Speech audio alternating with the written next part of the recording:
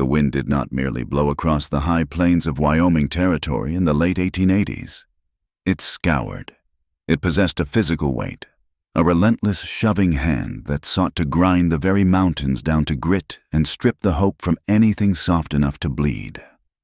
To Eliza Hart, watching the desolate landscape roll by through the scratched glass of a swaying stagecoach window, the land looked less like a new beginning and more like a vast, brown ocean where a person could drown without ever touching water. It was late October, but the sky was already the color of a bruised plum, hanging low and heavy over the jagged spine of the distant mountains. The stagecoach had been rattling over the rutted earth for 3 days since leaving the railhead, and every bone in Eliza's body felt loose in its socket. She clutched a worn carpetbag in her lap, her knuckles white against the fading floral pattern of the fabric. Inside that bag, tucked between a spare shift and a Bible she rarely read, was a letter. The handwriting was precise, heavy with ink, and devoid of unnecessary flourishes. It was a letter of engagement from Thomas Avery, a man she had met only twice in Philadelphia before he moved west to manage a bank, a man who had written to her father's creditors and offered to settle the family debts if Eliza would come to him. He had promised to take care of her. The coach lurched violently, hitting a pothole deep enough to swallow a boot, and the driver shouted a curse at the team of horses. As they crested a rise, the town finally appeared. It was a grid of raw lumber and mud huddled against the vast emptiness, bisected by the twin iron rails of the train tracks that were its lifeline. Smoke rose straight up from a dozen chimneys before being snatched away by the gale. It looked small. It looked hard. When the coach finally groaned to a halt in front of the station, the door was yanked open by a station agent, but it was Thomas Avery who stepped forward to help her down. He looked exactly as the town felt, solid, expensive, and unyielding. He wore a heavy wool coat with a velvet collar and a hat that cost more than Eliza's father had made in a year. "Eliza, I trust the journey was tolerable," Thomas said, taking her hand. His grip was dry and firm, lacking any tremor of excitement. It was long. "Thomas," Eliza said, her voice raspy from the dust that coated her throat. She stepped down into the frozen mud, her legs trembling. Thomas did not ask if she was hungry or if she needed to sit. Instead, he tucked her hand into the crook of his arm and turned her toward the street. "Look there," he said, pointing a gloved finger. He gestured not to the people or the sunset, but to the structures. "That is the bank," he said. "The only brick building west of the river for 40 miles, solid. And there, on the rise, is the church. We helped fund the steeple last autumn. And see that ridge?" Eliza squinted against the grit stinging her eyes. "Beyond the ridge lies the Black Ridge Ranch," Thomas said, his voice taking on a reverent tone. "Mr. Harlan Blackridge runs 10,000 head of cattle. I handle his accounts. It is a kingdom, Eliza, and we are the gatekeepers." He spoke of land and money, of influence and bricks, while Eliza stood swaying with exhaustion, the wind cutting through her thin traveling coat. He did not ask about her mother, who had cried when she left, or her own health. He looked at her as if she were a piece of furniture he had ordered from a catalog, finally arrived, slightly dusty, but acceptable. "I have arranged lodgings for you," Thomas continued, marching her down the boardwalk. "You cannot stay at the hotel. It is not suitable for a woman of your future standing. You will board with Mrs. Gable behind the dress shop. It is respectable." The room was small, a lean-to addition on the back of a dressmaker's shop that smelled of starch and lavender water. It was cold. A single iron bed frame sat against the wall, and the window rattled in its frame with every gust. "You will work with Mrs. Gable until the wedding," Thomas informed her, standing in the doorway but not entering. "It will keep you occupied. I do not want you idle. Idleness leads to melancholy." Eliza nodded, too tired to argue. "Thank you." "Thomas." He looked at her, his eyes assessing the pale curve of her cheek and the shadows under her eyes. "You must eat more. Eliza, I need a strong wife. This country does not forgive weakness." He left her there, closing the door firmly. Eliza sat on the edge of the mattress, the silence of the room ringing in her ears. She was safe from the debts that had crushed her family. She was engaged to a wealthy man. She had escaped the soot-stained brick alleys of the East. She put her face in her hands and did not cry, because she had learned years ago that tears changed nothing. November arrived with teeth. The wind never stopped. It was a constant physical assault, scraping the skin from Eliza's face whenever she stepped outside. She spent her days in the front of the shop, her fingers flying over hems and seams, altering silk dresses for the wives of the few wealthy merchants and ranchers.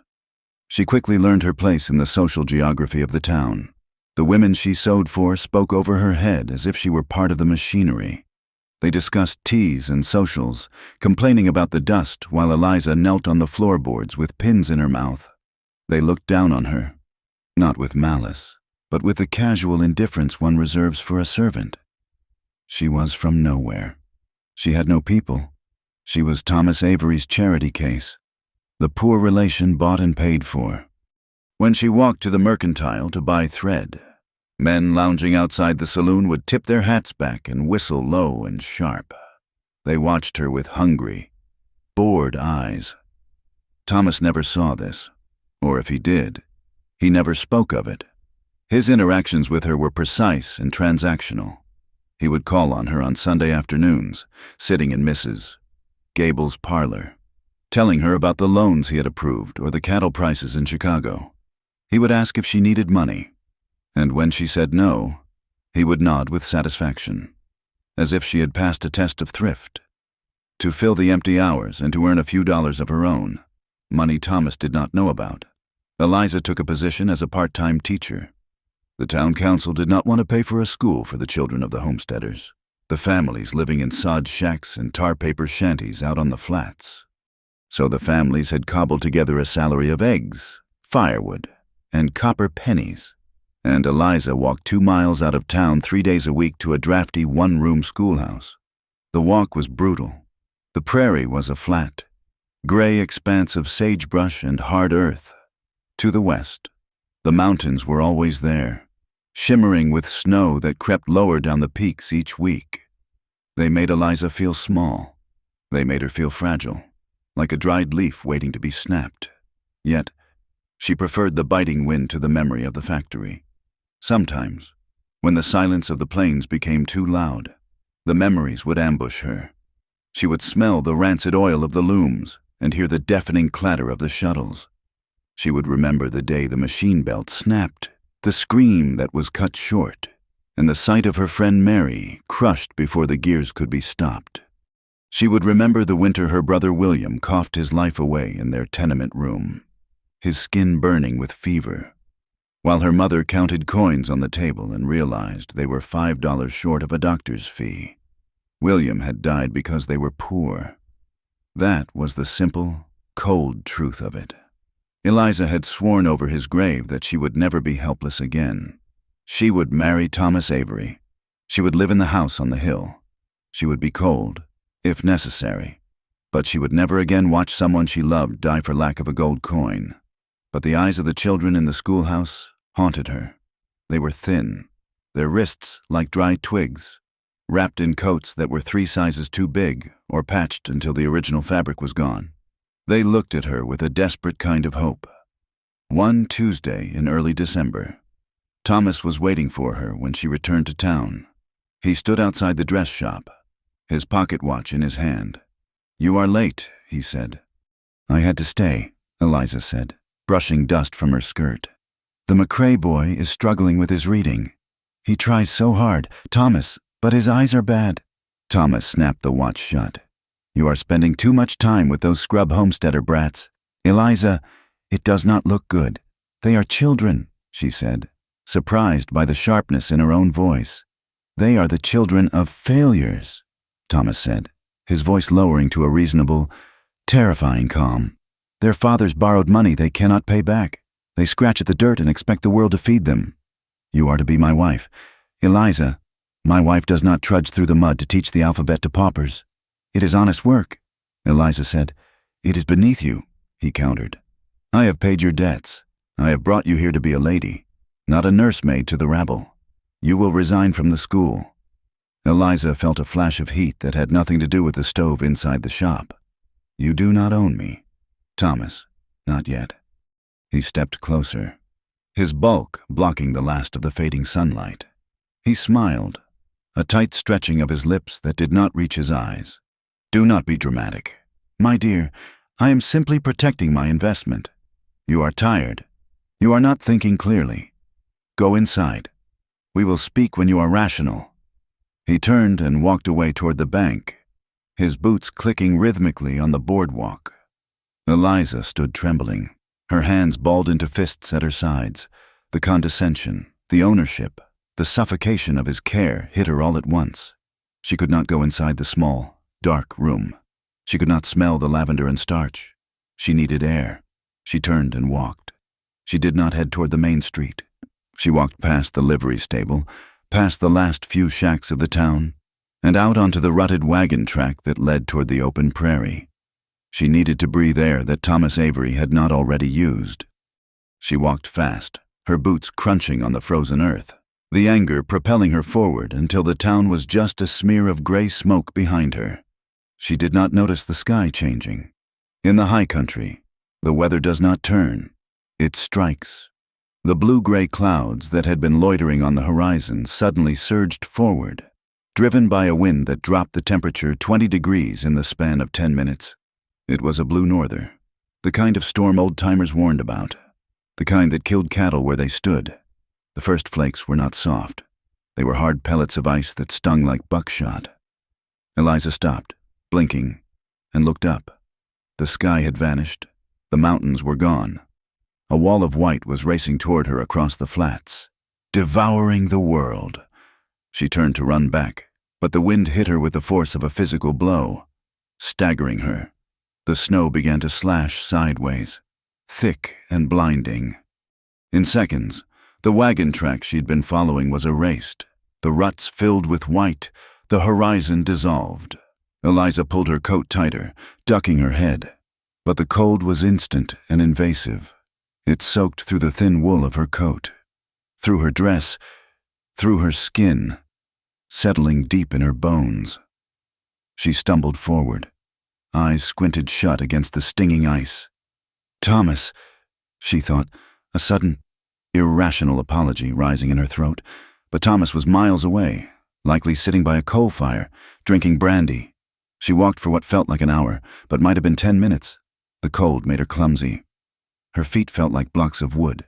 She could not feel her toes. She stopped to get her bearings. But there were no bearings to get.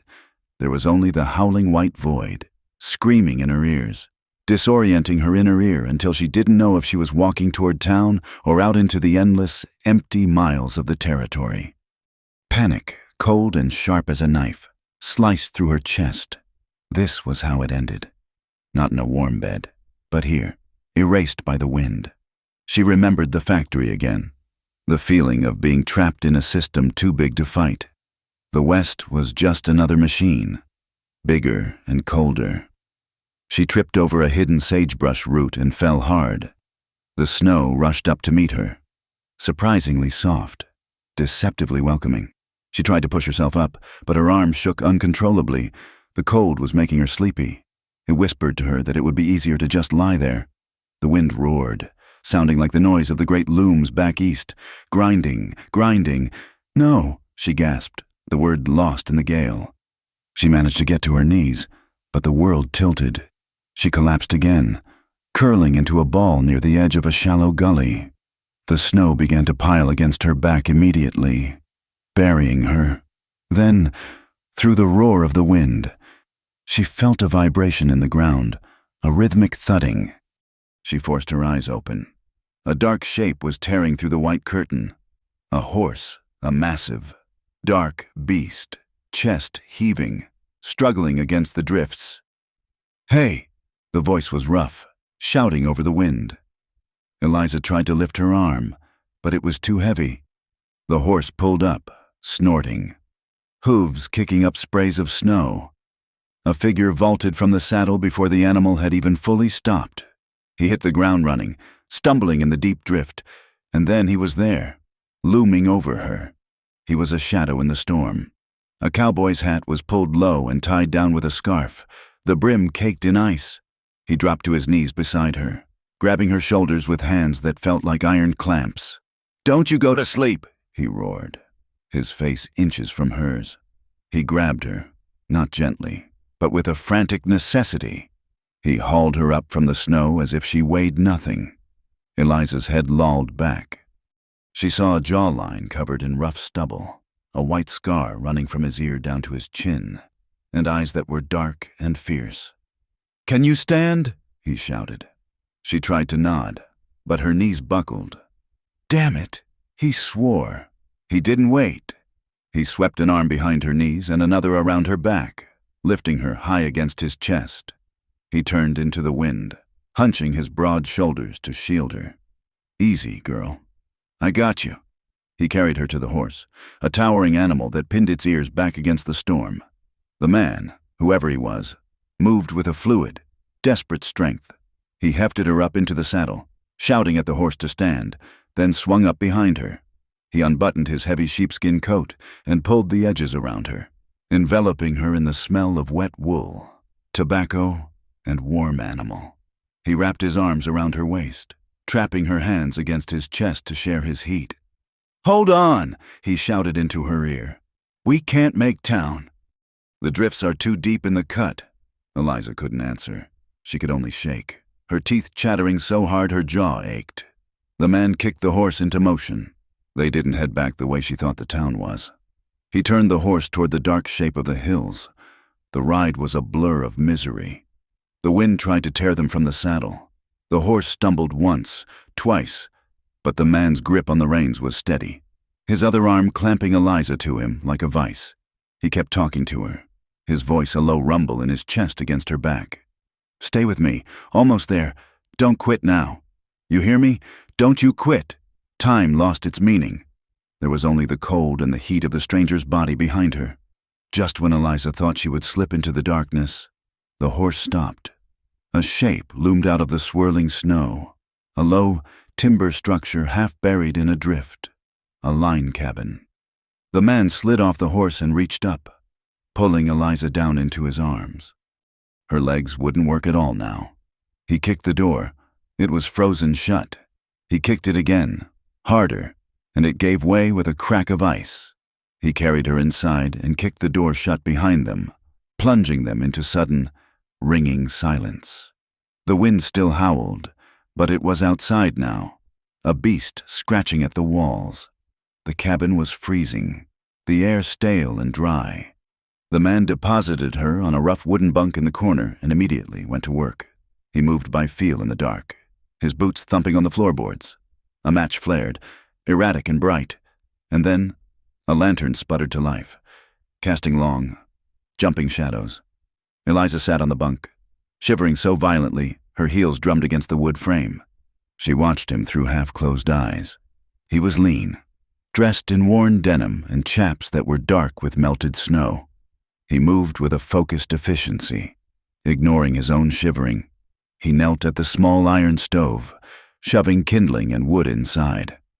Within minutes, the roar of a fire joined the sound of the wind. The man stood up and turned to her.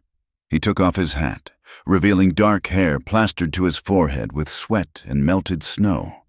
The scar on his jaw stood out pale against his wind-burned skin.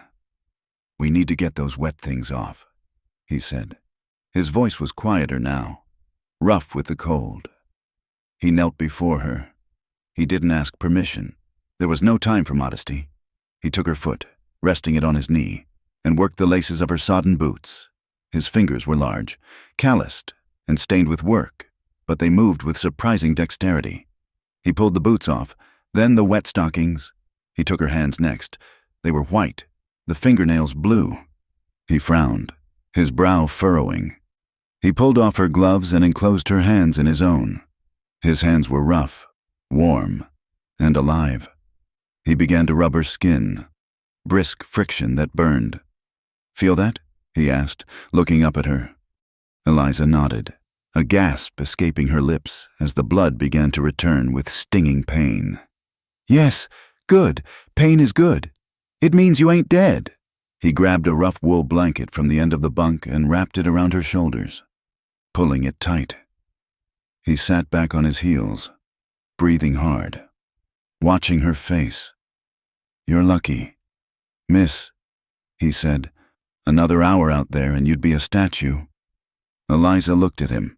She saw the exhaustion in his eyes, the way his shoulders slumped now that the immediate crisis was past.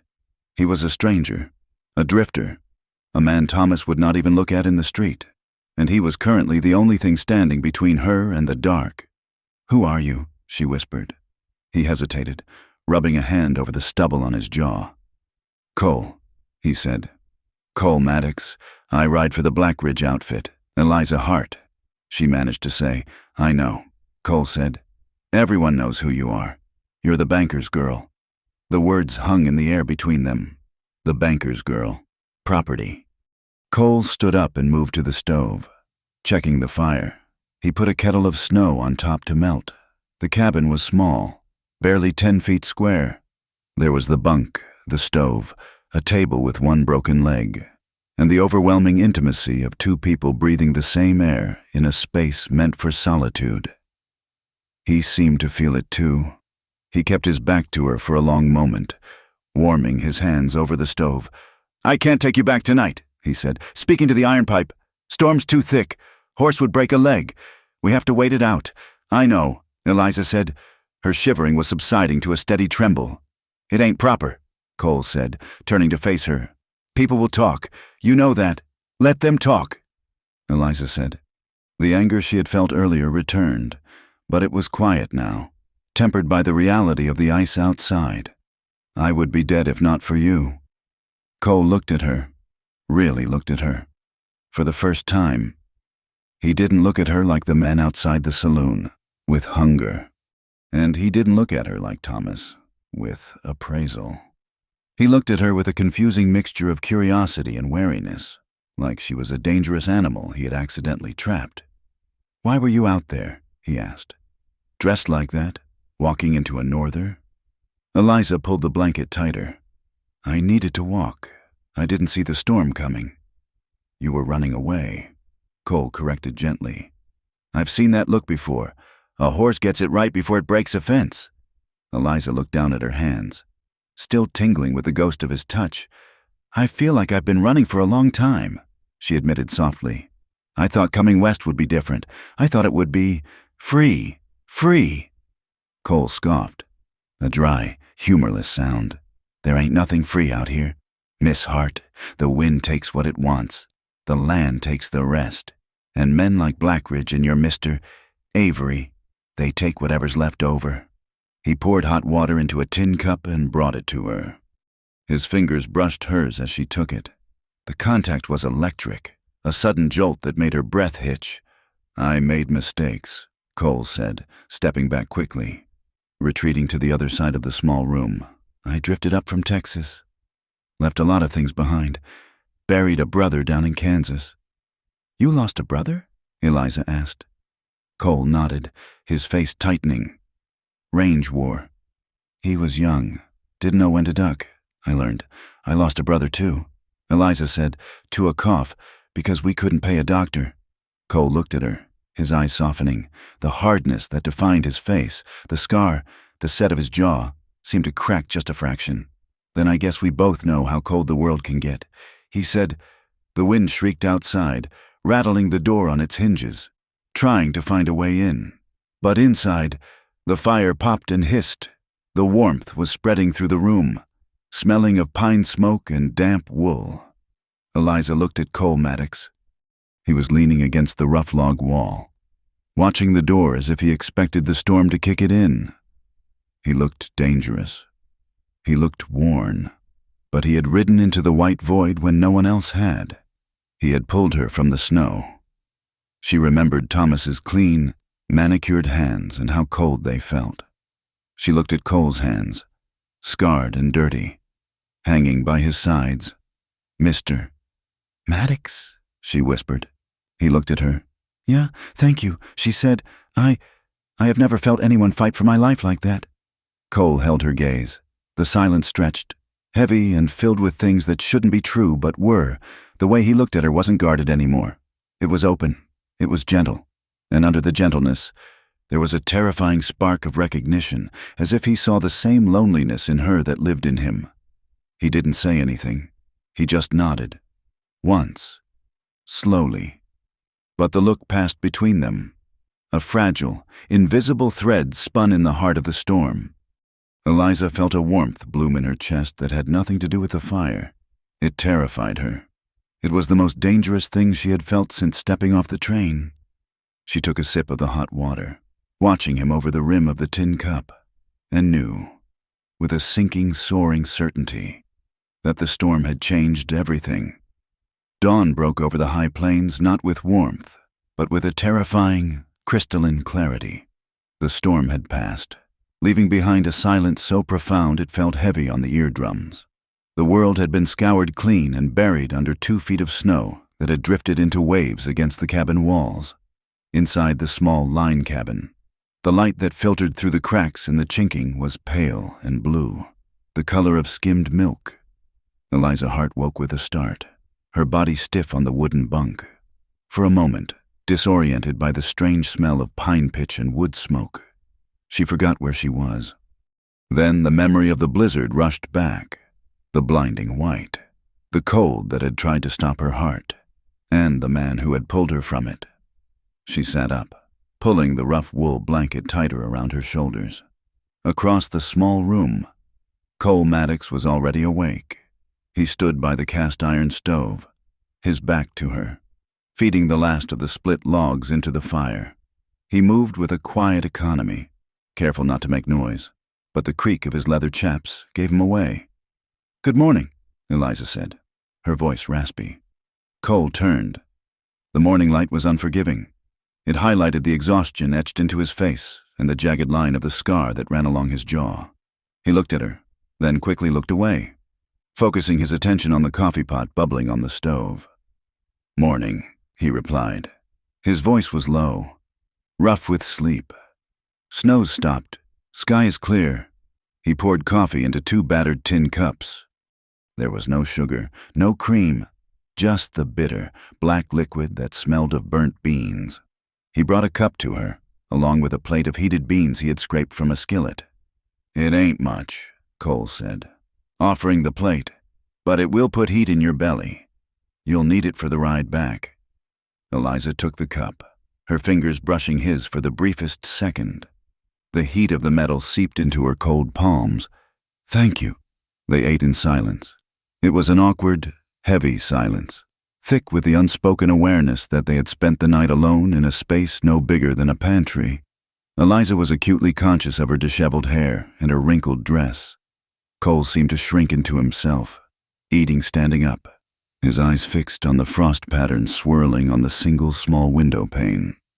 He was a man who clearly knew the rules of the world, that a cowboy and a banker's fiancée did not share breakfast, and he seemed burdened by the weight of the trouble that was likely waiting for them. When the last of the coffee was gone, Cole set his cup down with a finality that made Eliza jump. "We best get moving," he said. "The sun will soften the drifts by noon, but the wind will pick up again. I need to get you back before people start wondering more than they already are." He went to the door and shoved his shoulder against it. It held fast for a moment, sealed by ice, before giving way with a loud crack and a shower of white powder. The air that rushed in was sharp enough to freeze the breath in Eliza's lungs.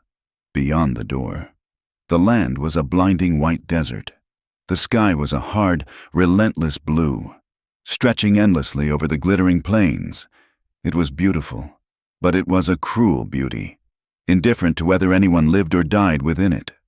Cole saddled his horse, the large dark gelding he called Rooster. The animal snorted, its breath pluming like dragon smoke in the frigid air. Cole led the horse to the cabin door and mounted, then reached down for Eliza. "Put your foot on my boot," he instructed. "Grab my arm." Eliza hesitated, then did as he asked. He pulled her up behind him with an easy strength. She settled onto the horse's rump, feeling precarious. "You have to hold on," Cole said, not looking back. "Put your arms around my waist." Eliza reached around him. His coat was heavy sheepskin, rough and smelling of the storm. She clasped her hands together at his front, feeling the solid, warm wall of his body against her chest. It was improper. It was scandalous. And as they set off into the drifts, it was the only thing anchoring her to the earth. The ride back to town took 3 hours. They moved slowly, the horse plunging chest-deep into snowbanks, snorting with effort.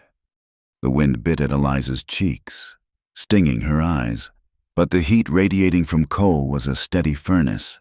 She could feel the rhythm of his breathing and the way his muscles shifted as he guided the horse in the vast emptiness of the plains, with nothing but the curvature of the earth visible in all directions. The physical connection between them felt magnified. She was literally clinging to him for survival, her face pressed against the wool of his coat to shield herself from the wind. As the town came into view, a smudge of gray wood and coal smoke against the pristine snow, Eliza felt a knot of dread tighten in her stomach. She loosened her grip on Cole, pulling back slightly, remembering who she was and who was waiting for her. Cole seemed to sense her withdrawal. He stiffened, his posture becoming more rigid as the first buildings grew closer. When they rode down the main street, the town was already awake. Men were shoveling snow from the boardwalks. A wagon was struggling through the slush. As Cole's horse plodded down the center of the muddy thoroughfare, heads turned. Eliza felt the weight of their eyes. Misses. Gable was sweeping the front of the dress shop and stopped, her broom held suspended in mid-air, her mouth slightly open. 2 men outside the saloon nudged each other and pointed. The silence that followed them was louder than the wind had been. A young woman returning to town on the back of a drifter's horse, wearing the same clothes as the day before, hair wind-blown. It was a picture that needed no caption for the town's gossips. Cole rode straight to the bank. He pulled the horse up, the animal blowing hard. Before Eliza could even slide down, the heavy oak door of the bank flew open. Thomas Avery strode out, hatless, his face a mask of pale fury. He did not look relieved. He looked like a man whose property had been mishandled. "Eliza!" Thomas barked, descending the steps 2 at a time. Cole dismounted and reached up to help Eliza down, but Thomas shouldered past him, grabbing Eliza by the arm and hauling her onto the boardwalk. His grip was tight, his fingers digging into her flesh through the sleeve of her coat, hard enough to bruise. "Where have you been?" Thomas demanded, his voice pitching high enough for the people watching from the street to hear. "The entire town has been looking for you. Do you have any idea the worry you have caused? The sheer recklessness, walking out into a storm. I got lost." "Thomas," Eliza stammered, the cold leaving her limbs shaking. "The storm came so fast. You have embarrassed me." "Eliza," Thomas hissed, leaning close, the smell of bay rum and stale cigar smoke on his breath. "Look at you, like a common stray dragged in from the fields." Cole stepped forward. He stood on the street, looking up at Thomas on the boardwalk. He didn't raise his voice, but the steel in it cut through Thomas's tirade. She would have frozen to death. Avery. Thomas whipped his head around, looking at Cole as if he were a stain on the hem of his coat. "I did not ask you," he snapped. "I found her half buried 3 miles out." Cole continued, his jaw clenched so hard a muscle jumped in his cheek. "The storm was too bad to ride back. We holed up in the South Line cabin. I brought her back the minute the sun was up." Thomas looked from Cole to Eliza, his eyes narrowing. He seemed to be calculating the damage, not to Eliza's health, but to his own standing. He released Eliza's arm with a shove that sent her stumbling slightly against the wall of the bank. "I suppose I should thank you for returning her," Thomas said, his tone flat and dismissive. He reached into his vest pocket and pulled out a silver dollar. He flipped it into the air. It landed in the mud at Cole's feet with a wet splat.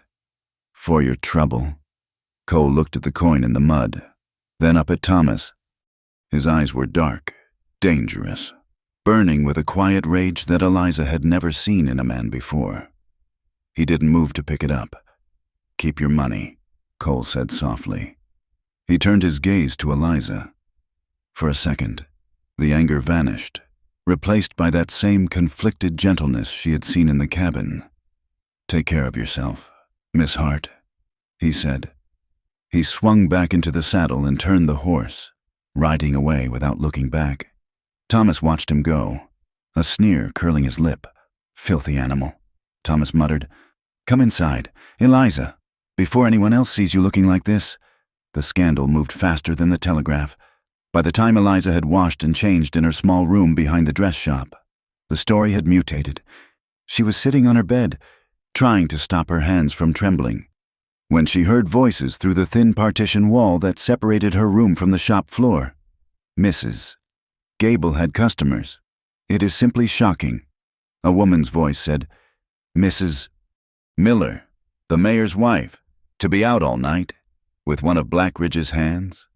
We all know what sort of men they are. Drifters, criminals, and her engaged to Mr. Avery," another voice added, dropping to a conspiratorial whisper. "If I were him, I would send her back east on the next train. Who knows what happened in that cabin?" "Nothing happened," Eliza wanted to scream. "We ate beans and shivered and survived." But she stayed silent, hugging her knees to her chest. The words cut her like knives. In the factory back east, reputation had been a luxury the poor could not afford. Here, it was currency, and hers had just been devalued to nothing. She realized with a sickening lurch that the truth did not matter. The optics were all that counted. She was the woman who slept in a cabin with a cowboy. When she emerged later that afternoon, unable to bear the walls closing in, she walked not to the bank, but out toward the prairie schoolhouse.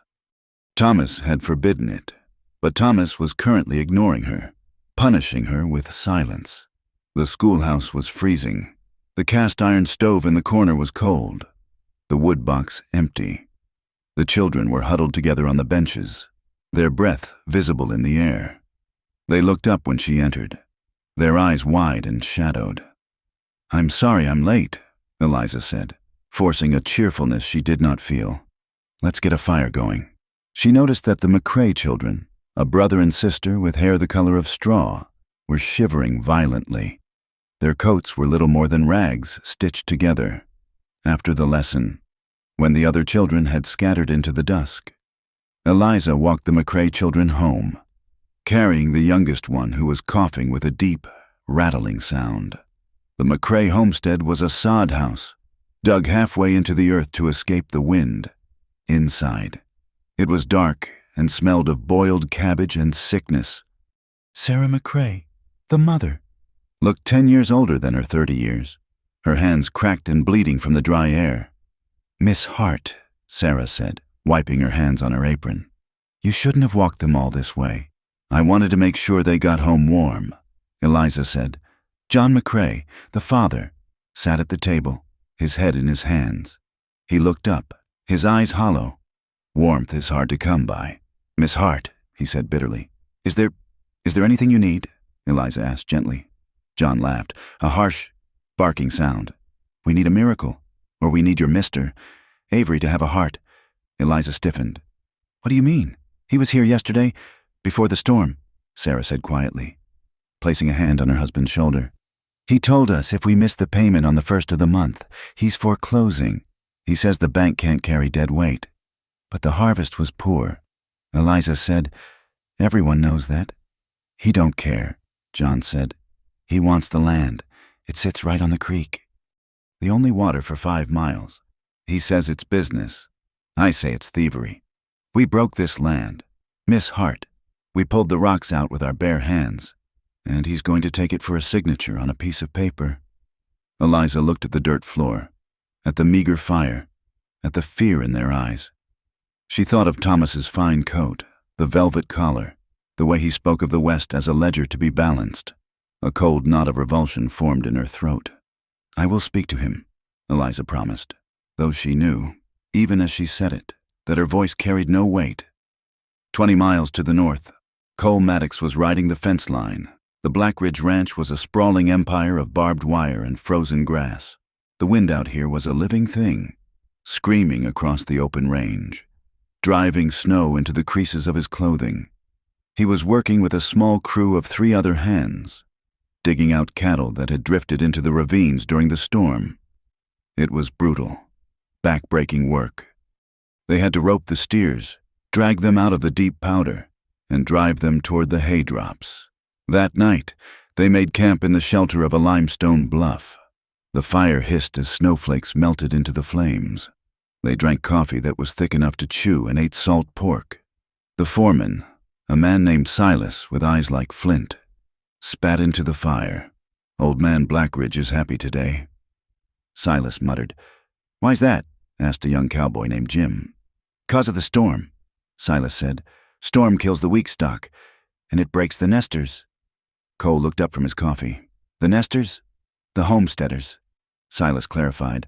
"Blackridge was talking to that banker fella, Avery. They figure this winter will finish off half the sodbusters between here and the river. Avery squeezes them with the loans.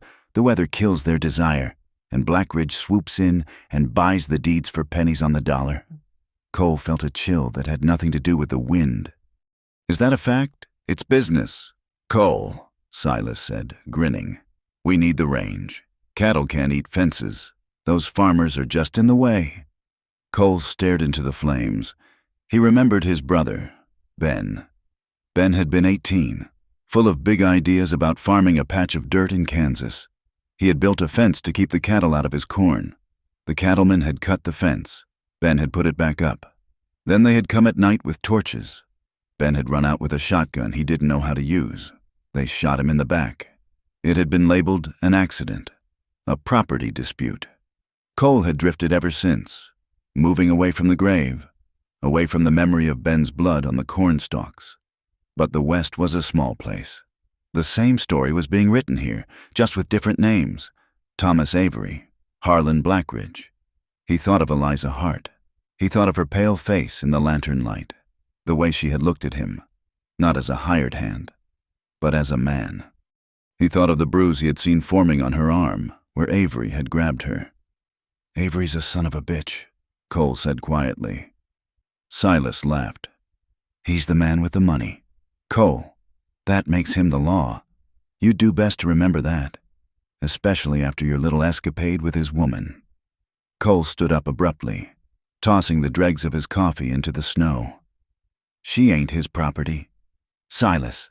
Silas stopped laughing. He looked at Cole, his eyes narrowing. "Watch yourself. Maddox, you're a good hand. Don't go getting soft over a skirt that's already bought and paid for." Cole walked away from the fire, out into the dark. He looked toward the south, toward the town lights that were hidden by the curve of the earth. He felt an echo of the old rage, the feeling that he was standing on the edge of a war he hadn't asked for, but one he couldn't walk away from. The Christmas social was held in the church basement 2 weeks later.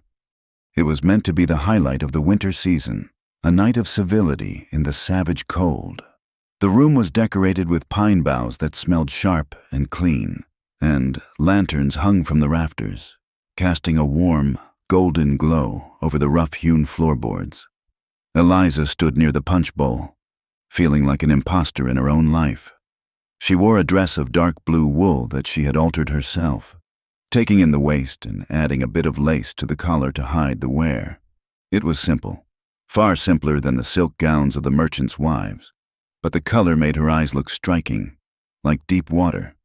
Thomas stood beside her, his hand resting possessively on her elbow. He was charming tonight, greeting the town's elite with a smile that showed too many teeth. He had forgiven her, or rather, he had decided to ignore her transgression as long as she played the part of the dutiful ornament. "Smile. Eliza," he whispered, leaning close. "Mr. Blackridge is looking this way." Eliza forced a smile. Across the room, Harlan Blackridge, a massive man with a beard like white wire, nodded at them. He looked like a patriarch from the Old Testament, if the patriarchs had been concerned with interest rates and barbed wire. Then the door opened, and a group of ranch hands filed in. They stayed near the back, looking uncomfortable in their Sunday best, holding their hats in their hands. They were there on sufferance, allowed in to fill out the dance cards and drink the non-alcoholic punch. Eliza felt a pull, a magnetic tug that turned her head before her mind could catch up. Cole was there. He was leaning against the back wall, dressed in a dark jacket and a clean shirt, his hair slicked back. He looked uncomfortable, his eyes scanning the room with the wariness of a wolf in a parlor. Then his gaze found hers. The room seemed to tilt, the noise of the fiddle tuning up, the chatter of the women, the clinking of cups. It all faded into a dull hum. Eliza felt her breath catch in her throat. He looked steady. He looked real. Amidst the posturing and the fake smiles, he was the only thing in the room that felt true. Thomas didn't notice. He was too busy laughing at a joke made by the mayor. Excuse me, my dear, Thomas said, patting her hand. Mr. Blackridge is waving me over. Business never sleeps, even for Christmas. Stay here. Look pleasant. Thomas walked away, leaving her standing alone by the punch bowl. The fiddler struck up a tune, a slow, mournful waltz that seemed at odds with the festive greenery. Couples began to drift onto the floor. Eliza watched the floorboards, counting the knots in the wood to keep her heart from hammering out of her chest. May I? The voice was low, familiar, and it sent a shiver down her spine that had nothing to do with the drafty door. She looked up. Cole was standing in front of her. Up close, he smelled of soap and cold air and horses. His hand was extended, palm up. It was a rough hand, scarred and calloused, a working man's hand. Eliza looked around. Thomas was deep in conversation with Blackridge in the corner. The town ladies were watching, their whispers already starting like the hiss of steam. She didn't care. Yes, she whispered. She placed her hand in his. His fingers closed around hers, warm and firm. He led her onto the floor, not with the jerky, obligatory movements Thomas used, but with a surprising grace. He placed one hand on her waist, through the fabric of her dress. She felt the heat of his palm. She rested her hand on his shoulder. They began to move. They danced in close, careful circles. They didn't speak. They didn't need to. The conversation was happening in the points of contact, her hand in his hand on her waist, the way their bodies swayed in unison. Eliza felt a rush of adrenaline, a heightening of her senses. She saw the flecks of gold in his dark eyes. She saw the pulse beating in his throat. You shouldn't be doing this, Cole murmured, his voice barely audible over the music. Neither should you, Eliza replied, looking up at him. I'm not known for doing what I should, he said. A ghost of a smile touched his lips, softening the scar on his jaw. For a moment, the town disappeared. The judgment, the debts, the cold room behind the dress shop. It all vanished. There was only the music and the man holding her as if she were something precious, something to be protected, not owned. Eliza felt more alive in those 3 minutes than she had in the months since she had left the East. She felt seen. The music ended. They stood there for a heartbeat too long, their hands lingering. Well, the word was dropped like a stone between them. Thomas Avery was back. He stood a few feet away, his face a mask of polite disdain, but his eyes were hard as flint. I believe you have had your turn, Mr. Maddox, Thomas said. He stepped between them, effectively severing the connection. You cowboys always do struggle with boundaries, don't you? Cole took a step back. His face closed down instantly. The openness, the warmth. It snapped shut behind a shield of indifference. He became the drifter again, the hired hand. Just being polite, Mr. Avery, Cole said. Thomas smirked. Of course. Now, run along. I believe the punch bowl needs guarding. Cole looked at Eliza one last time. His eyes were unreadable, but his jaw was clenched tight. He nodded once, a sharp, jerky motion, and turned on his heel. Walking out of the church into the night, Eliza stood frozen, her hand still tingling where he had held it. Thomas took her arm, his grip firm. You are making a spectacle of yourself. Eliza, he whispered harshly in her ear. Dancing with a stray. Have you no pride? I have plenty. Thomas, she said, her voice trembling with suppressed anger. Do you? Thomas ignored her, pulling her toward the mayor's wife. Smile. Eliza, we have a position to maintain. That night, Eliza lay awake in her narrow bed. The wind had picked up again, rattling the window pane, a lonely, hollow sound. She stared at the ceiling, replaying the waltz in her mind. She could still feel the pressure of Cole's hand on the small of her back. It was a phantom touch, burning through her nightgown. She turned over, pulling the quilt up to her chin. Thomas offered safety. He offered a brick house and a life where she would never be hungry or cold. He offered the end of the struggle that had killed her brother. But when she closed her eyes, she didn't see the brick house. She saw a line cabin in the snow. She saw a man who had ridden into a blizzard for her. She felt a warmth that frightened her because it wasn't just physical. It was an awakening of a part of her soul she thought had died in the factory. She was torn between the safety she needed and the fire she suddenly, desperately wanted. And as the wind howled outside, Eliza realized with a terrified certainty that safety might not be enough anymore. January settled over the high plains not as a season, but as a siege. The snow that had fallen in November did not melt. It hardened into a gray, iron-like crust that crunched loudly under boot soles and cut the fetlocks of horses. The sky lowered itself, hanging just above the chimney tops, a ceaseless expanse of slate that promised nothing but more cold. It pressed down on the town and the scattered homesteads like a physical weight, grinding the spirit out of anything that tried to stand tall. Eliza Hart pulled her scarf tighter around her face as she trudged along the frozen ruts of the wagon track leading away from the schoolhouse.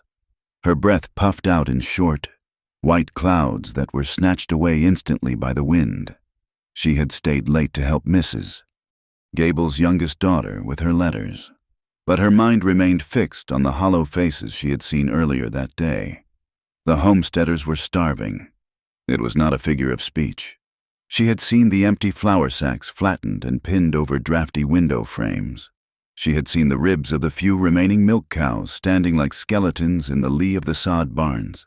Mothers she spoke to, women with hands cracked and bleeding from the dry cold, no longer made small talk about the weather. They looked at Eliza with eyes that held a silent, terrifying plea, begging for help with debts she had no power to forgive. When she reached the main street, the wind was whipping dust and ice crystals against the storefronts. She hurried toward the bank, intending to tell Thomas she had returned safely, a requirement he had instituted since the storm. As she entered the warm, polished interior of the bank, the silence of the lobby was broken by raised voices coming from Thomas's private office. The door was slightly ajar. "I am telling you, Harlan, the risk is becoming unmanageable," Thomas's voice said, sharp and strained. "We are carrying too much bad paper. If the thaw doesn't bring a miracle, half these notes will default." "Good," a deeper, gravelly voice rumbled. "Harlan Blackridge." Eliza froze, her hand hovering over the doorknob. "It is not good for my liquidity," Thomas snapped. "I have investors in the East who expect returns, not foreclosed dirt shacks. You're thinking small." "Avery," Blackridge said, the sound of a heavy boot hitting the floorboards echoing. "That is your problem. You look at the quarterly return. I look at the range. When they default, who holds the deed?" "You do," Thomas said. "Or rather, the bank does. Until you buy the note." "Exactly," Blackridge said. "And I will buy them, for 10 cents on the dollar." "You clear your books, keep your investors happy with the volume, and I sweep the board. I want the water rights on the creek, Thomas, all of them, the McRaes, the Ellises, the whole lot. Let them starve. It makes them easier to move." Eliza pushed the door open, the bell above it jingling treasonously. Both men turned. Thomas was standing behind his massive oak desk, his face flushed.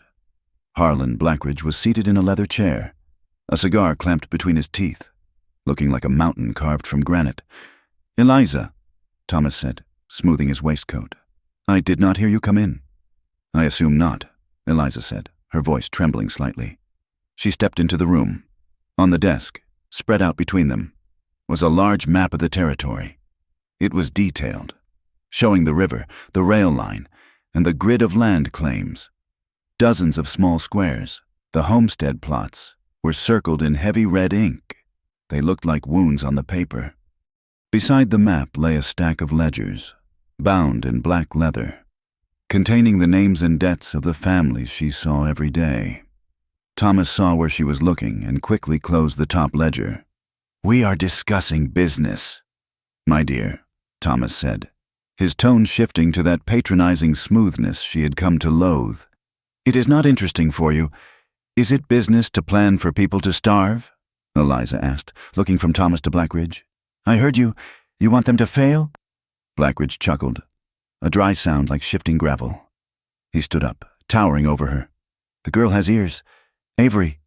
Thomas rounded the desk, taking Eliza's arm and steering her away from the map. "You are misunderstanding. Eliza, we're discussing the realities of the market. These people, they were never going to make it. The land is too hard for small operations. We are simply managing the inevitable." "You are forcing the inevitable," Eliza said, pulling her arm away. "The McCraes are good people. They have worked that land for 3 years. If you gave them an extension until spring—" "There are no extensions," Thomas snapped, his patience fraying. "This is a bank, Eliza, not a charity ward. I have been more than generous." He took a breath, composing himself, and placed a hand on her shoulder. His touch was heavy, possessive. "Stop worrying about things you do not understand," he said softly. "These are ugly necessities. Once we are married, you will not need to concern yourself with money or land or these people. You will be safe. You will be provided for. That is all you need to know." Eliza looked at him, really looked at him. She saw the fear behind his eyes, the fear of his investors, the fear of losing his status, and she saw the cruelty that fear produced. "I understand more than you think." "Thomas," she whispered. She turned and walked out, ignoring his call to wait. Outside, the cold air hit her like a slap, but she welcomed it. She felt dirty. She felt complicit. Every dress she wore, every meal she ate, was paid for by the machinery that was grinding the McCraes and the Ellises into dust. The West had promised freedom, vast and open, but it was shrinking into a cage just as small and merciless as the factory floor back east. 5 miles out on the flats, the wind was doing its best to knock Cole Maddox out of his saddle. He pulled his hat brim lower, squinting against the grit. He was part of a crew of 4 men sent out by Blackridge's foreman, a man named Silas who enjoyed his work a little too much. Their orders were simple: drive a new drift fence. The problem was where the fence was going. "Silas," Cole shouted over the wind, reining his horse in. "This cuts right across the creek access. That is the point." "Maddox," Silas yelled back, spitting a stream of tobacco juice that froze before it hit the ground. "Mister, Blackridge wants the line straight. It cuts off the McCrae place from the water," Cole argued. "They have cattle too." "You fence this. Their stock dies of thirst before February. Not our cattle, not our problem," Silas said, turning his horse. "Get your hammer. Maddox, we have posts to set." Cole sat on his horse, watching the crew unload the cedar posts from the wagon. A few hundred yards away, near the small sod house that belonged to the McCrae family, a child was standing by the existing garden fence. It was a little girl, no more than 6, wrapped in a blanket that dragged in the mud. She was watching the men destroy the boundary of her world. She wasn't moving. She was just crying, silent, heaving sobs that Cole could see even from this distance. He felt a twisting in his gut, a sick familiarity. He remembered his brother Ben standing in a cornfield, holding a shotgun that shook in his hands, watching men cut his wire. Cole dismounted and walked over to Silas, who was driving a post into the half-frozen earth. "I am not doing this." "Silas," Cole said quietly. Silas stopped hammering. He leaned on the maul, looking Cole up and down. "You are paid to ride and you are paid to build," Silas said. "You ain't paid to think." "It isn't right," Cole said. "Right," Silas laughed. "You think the bank cares about right? You think the winner cares? There is only strong and weak out here, Cole, and right now, you are acting weak." He stepped closer, his voice dropping to a menace. "You got nowhere else to go. Boy, you got no family. You got a reputation that is already hanging by a thread after that stunt with the banker's girl. You walk away from this, and you starve with them. Now pick up a hammer." Cole looked at the hammer lying in the snow. He looked at the crying girl. He picked up the hammer. But as he drove the staples into the wood, securing the barbed wire that would choke the life out of the homestead, he felt something hard and cold settle in his chest, heavier than the iron in his hand. 2 nights later, the sky to the west turned a bruised, angry orange. The alarm was raised by the church bell, clanging frantically in the darkness. "Fire!" Eliza ran out of the dress shop, clutching her shawl. On the horizon, a pillar of flame was twisting up into the black sky, throwing sparks that looked like demonic fireflies against the snow. It was the McCrae place.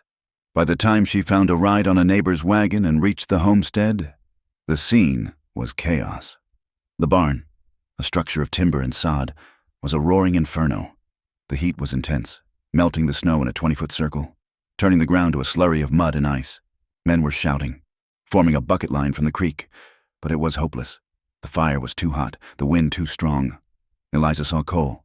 He was blackened with soot, his coat singed, wrestling a terrified plow horse away from the collapsing structure. He slapped the animal on the rump, sending it galloping into the dark, then turned back toward the heat. "No!" Eliza screamed, though he couldn't hear her. He didn't go back in. The roof groaned and collapsed with a shower of sparks that hissed as they hit the snow. Eliza found Mrs. McCrae huddled near the house, clutching her children. They were screaming. On the ground nearby, John McCrae lay groaning, his leg and arm wrapped in makeshift bandages that were already soaking through with blood. He had tried to save the milk cow. He had failed. Eliza fell to her knees, distributing the wool blankets she had brought, wrapping them around the shivering children. It was them. Mrs. McCrae was sobbing, rocking back and forth. "I saw riders. I saw torches. They did this." The fire burned itself out an hour later, leaving only the glowing skeleton of the barn and the stench of wet ash. The crowd began to disperse, muttering. Some were angry, but most were afraid. The message was clear. In the confusion, Eliza wandered behind the smoking ruin of the barn, needing to escape the sound of Mrs. McCrae's weeping. The air was thick with acrid smoke. She almost bumped into him. Cole was leaning against the remains of a fence post, wiping his face with a rag. He looked exhausted. His eyebrows were singed, and his face was streaked with black soot and sweat. "Cole," Eliza breathed. He looked up. His eyes were red-rimmed and stark white in his blackened face. "You shouldn't be here." "Eliza," he rasped. Eliza shook her head, ignoring the warning. The anger and grief that had been building inside her for weeks finally cracked the dam. "I heard them. Cole," she said, her voice shaking. "In the office, Thomas and Blackridge. They planned this. Maybe not the fire, but they wanted this to happen. They want the land." Cole nodded slowly. He didn't look surprised. "I know. I helped build the fence that boxed them in 2 days ago." The confession hung between them. Eliza stepped closer, heedless of the mud. "How can you stand it?" she whispered fiercely. "How can you work for them? I eat because of them," Cole said flatly. But his hands were clenched into fists at his sides. "It is evil. Cole, Thomas, he thinks it is just numbers. But look at this." She gestured to the smoking ruins. "This is a man's life." "I know," Cole snapped, his voice cracking. He took a step toward her, dropping the rag.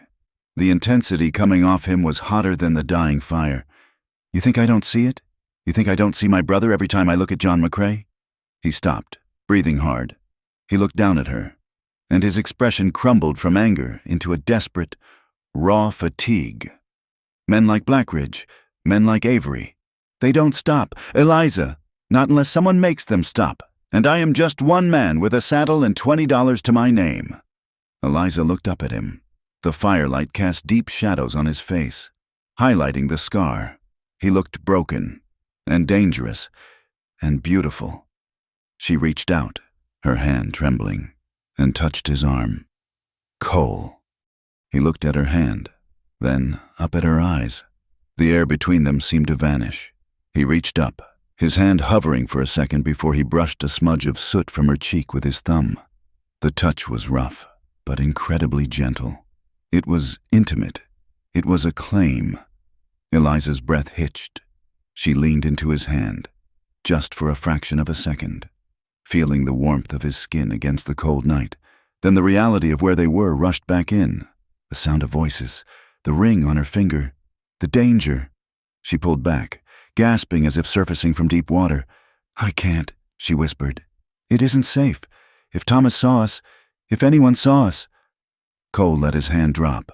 The pain in his eyes was naked and searing. He nodded. "Go back to town. Eliza," he said softly. "Go back to your warm room." He stepped away, fading back into the smoke and the darkness. But the distance between them felt fake. It felt like a lie. Eliza stood alone in the ashes, her cheek still burning where he had touched her, knowing that she had just crossed a line she could never uncross. 3 days later, the snow began to fall again, soft and deceptive. At the Black Ridge Ranch, the mood was tense. The fire had spooked the other hands. They knew the difference between hard work and murder, and burning a man out felt a lot like murder. Silas called Cole out of the bunkhouse mid-morning. "Saddle up." "Maddox," Silas said, checking the cylinder of his revolver. "Where are we going?" Cole asked. "The Ellis place," Silas said. "Old man Ellis is being stubborn. He tore down a section of the new fence. Mister, Blackridge wants us to go down there and encourage him to vacate." "Encourage him how?" Cole asked, his voice low. Silas smirked. "We act scary. We break a few windows, maybe rough him up a little if he pulls a gun. Just make him understand that the climate isn't healthy for him anymore." Cole looked at the other men. They were looking at their boots. "No," Cole said. Silas paused. "Excuse me?" "I said no," Cole repeated, louder this time. "I am done, Silas. I ain't terrorizing families." Silas turned fully, his hand resting near his gun. "You are refusing an order?" "I am refusing to be a hired thug." Cole said, "You are disloyal. Maddox, that is what you are. A bite the hand that feeds you dog." Cole felt a calm wash over him. It was the calm of a man who had nothing left to lose. He reached down and unbuckled his chaps. He dropped them in the snow. He took the coiled rope from his saddle and threw it down on top of them. "I quit," Cole said. Silas laughed. A sharp, barking sound. "You can't quit.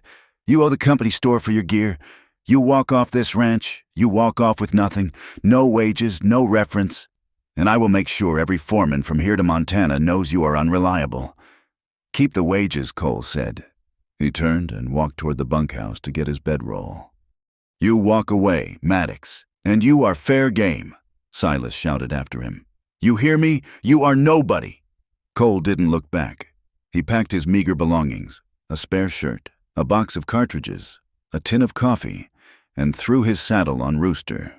He rode out under the main gate, the Black Ridge brand burning above him, and headed toward the only place he couldn't go, town. The news beat him there. By the time Cole reached the livery stable on the edge of town, the whispers were already circulating. Cole Maddox had gone rogue. Cole Maddox was trouble. Thomas Avery heard it from a teller.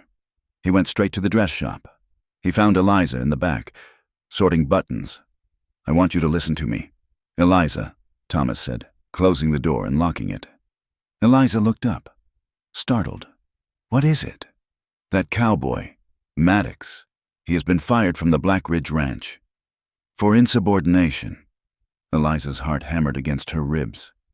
Is he all right?" Thomas's eyes narrowed. "That is not the concern. The man is dangerous. Eliza, he is desperate. I have heard he threatened the foreman. I am forbidding you, absolutely forbidding you to go near him. If you see him on the street, you cross to the other side. Do you understand? Men like that, when they fall, they try to drag decent people down with them." Eliza nodded, looking down at the buttons. "I understand. Thomas, good. I have to go to a meeting. Stay inside tonight." Thomas left. Eliza waited exactly 2 minutes. Then she grabbed her cloak and ran out the back door. The sun was setting, bleeding a dull, watery red into the gray horizon. The temperature was plummeting again. Eliza found him at the livery stable. He was tightening the cinch on his saddle, his breath coming in white plumes. His horse looked tired. Cole looked worse. He froze when he saw her standing in the opening of the stable doors. "I told you to stay away," he said, not turning to face her. "Where are you going?" Eliza asked, stepping into the smell of hay and manure. "Does it matter?" Cole asked. "South, maybe, or further west, somewhere the wind don't blow so hard." "You're running," Eliza said. Again. Cole spun around. His eyes were blazing. "And what would you have me do?" "Eliza, stay here? Starve? I have no job. I have no bunk. I have a powerful man who wants me dead and a town that thinks I'm trash." "You could stay and fight," Eliza said, her voice shaking. "Fight with what?" Cole demanded, stepping closer. "With my fists against their money? Against the law? You don't know how this works. The house always wins." "Eliza, always. I know how it works," Eliza shouted back. "I lived in a factory where they owned the air we breathed. I know what it is to be crushed." "Then why are you still with him?" Cole asked. His voice dropped to a whisper, lethal and quiet. "Why do you let him touch you?" Eliza flinched as if he had slapped her. "Because I am afraid," she confessed, the words tearing out of her throat. "Because I remember being hungry. Cole, I remember watching my brother cough blood because we were poor.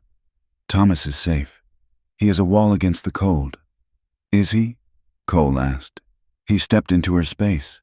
She didn't retreat. "He is the cold. Eliza, he is the ice." He looked down at her, his face inches from hers. She could see the gold flecks in his eyes, the roughness of his skin, the desperation that mirrored her own. "Don't go," she whispered. "Please, don't disappear without a word." Cole stared at her. His hands came up, hovering at her waist, trembling. He wanted to grab her. She could feel the heat of him, the sheer, overwhelming pull of his body. She leaned in, her breath trembling against the hollow of his neck. For a second, the world narrowed down to the space between their lips. It would be so easy. Just one step, just one surrender. But Cole closed his eyes. He shuddered, a long, racking breath. Then he stepped back. He forced himself away from her. "I can't stay here, Eliza," he said, his voice rough. "And I can't take you with me, not to the life I have." He turned back to his horse. He swung into the saddle.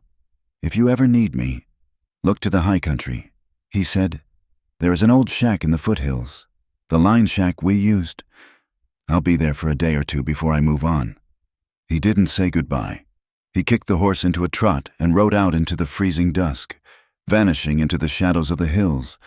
Eliza stood in the empty stable. She felt hollowed out. She felt a phantom warmth on her waist where his hands had almost been. She walked back to her room behind the dress shop. She sat on her bed in the dark. She heard the wind rising again. She thought of Thomas and his ledgers. She thought of the red circles on the map. She thought of Cole riding alone into the night. She realized then that the numbness she had cultivated, the careful survival instinct that had brought her west, had cracked. It was broken, and something wild, something dangerous and absolutely necessary, was growing in the fracture. She wasn't just afraid of the cold anymore. She was afraid of living a life without the fire. February arrived with the subtlety of a hammer blow. The wind did not simply blow, it screamed, tearing across the high plains with a violence that rattled the very teeth in a man's head. It was in this biting gale that the notices appeared. They fluttered on the rough-hewn doors of the homestead shacks like white flags of surrender. Though they demanded the opposite, they were legal eviction notices, bearing the heavy, embossed seal of the territorial court and the cramping signature of the county clerk, pinned there like accusations against people whose only crime was poverty. Thomas Avery and Harlan Blackridge had stopped pretending. The mask of benevolence had slipped, revealing the iron machinery of commerce beneath. The notices stated that due to failure to meet loan repayments, the properties were subject to immediate seizure for families who were already boiling leather harnesses to make soup. The paper on the door was a death sentence. Most of the homesteaders huddled inside, paralyzed by fear and the freezing cold. But Mr. Ellis, a man with a back bent like a twisted juniper root from 40 years of labor, tore the notice from his door. He walked into town, his boots held together with twine, and shouted at the brick facade of the bank until his voice gave out. He refused to leave. He swore he would hold his ground until the thaw. 3 nights later, Mr. Ellis was dead. He was found at dawn near his corral, his body frozen into a grotesque shape against the snow. He had been shot once in the chest. The snow around him was stained a dark, shocking crimson that looked black in the early light. The sheriff, a man named Miller, whose eyes always darted to the side when he spoke, called it a robbery gone wrong. He claimed drifters had likely seen Ellis's horse and panicked, but the town knew. The silence in the mercantile and the saloon was heavy with the truth. Robbers did not leave a horse standing. Robbers did not leave a man's boots on his feet. This was an execution. Cole Maddox sat in the common room of Mrs. Higgins' boarding house, a drafty clapboard structure on the edge of town where he had rented a room after leaving the ranch. The room smelled of boiled cabbage and wet wool. He was staring into a cup of cold coffee when he heard voices from the hallway. It was 2 cowboys from the Blackridge outfit. Men he had ridden with, men he had shared beans with. They were drunk, their voices slurring. "Did you see how he fell?" One of them laughed, a harsh, ugly sound, folded up like a wet sack. "Shut your mouth," the other hissed. "You want the whole house to know? Let them know," the first man said. "Might teach the rest of them to read the signs." Blackridge pays for results, not patience. Cole griped the tin cup so hard the metal bent under his thumb. The guilt was a physical thing, a rat gnawing at his stomach. He had built the fences. He had ridden the lines. He had taken Blackridge's coin. He felt the blood of Mr. Ellis on his own hands, invisible and burning.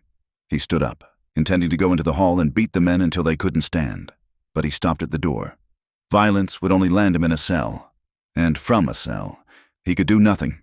He sat back down, the rage vibrating in his bones. In the warm, lamp-lit office of the bank, the air smelled of beeswax and expensive tobacco. Thomas Avery placed a stack of heavy cream envelopes on the desk in front of Eliza.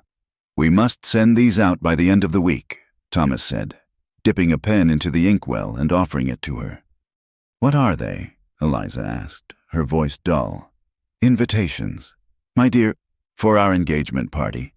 We will host it at the hotel ballroom next month. Mr. Blackridge has kindly offered to cover the catering.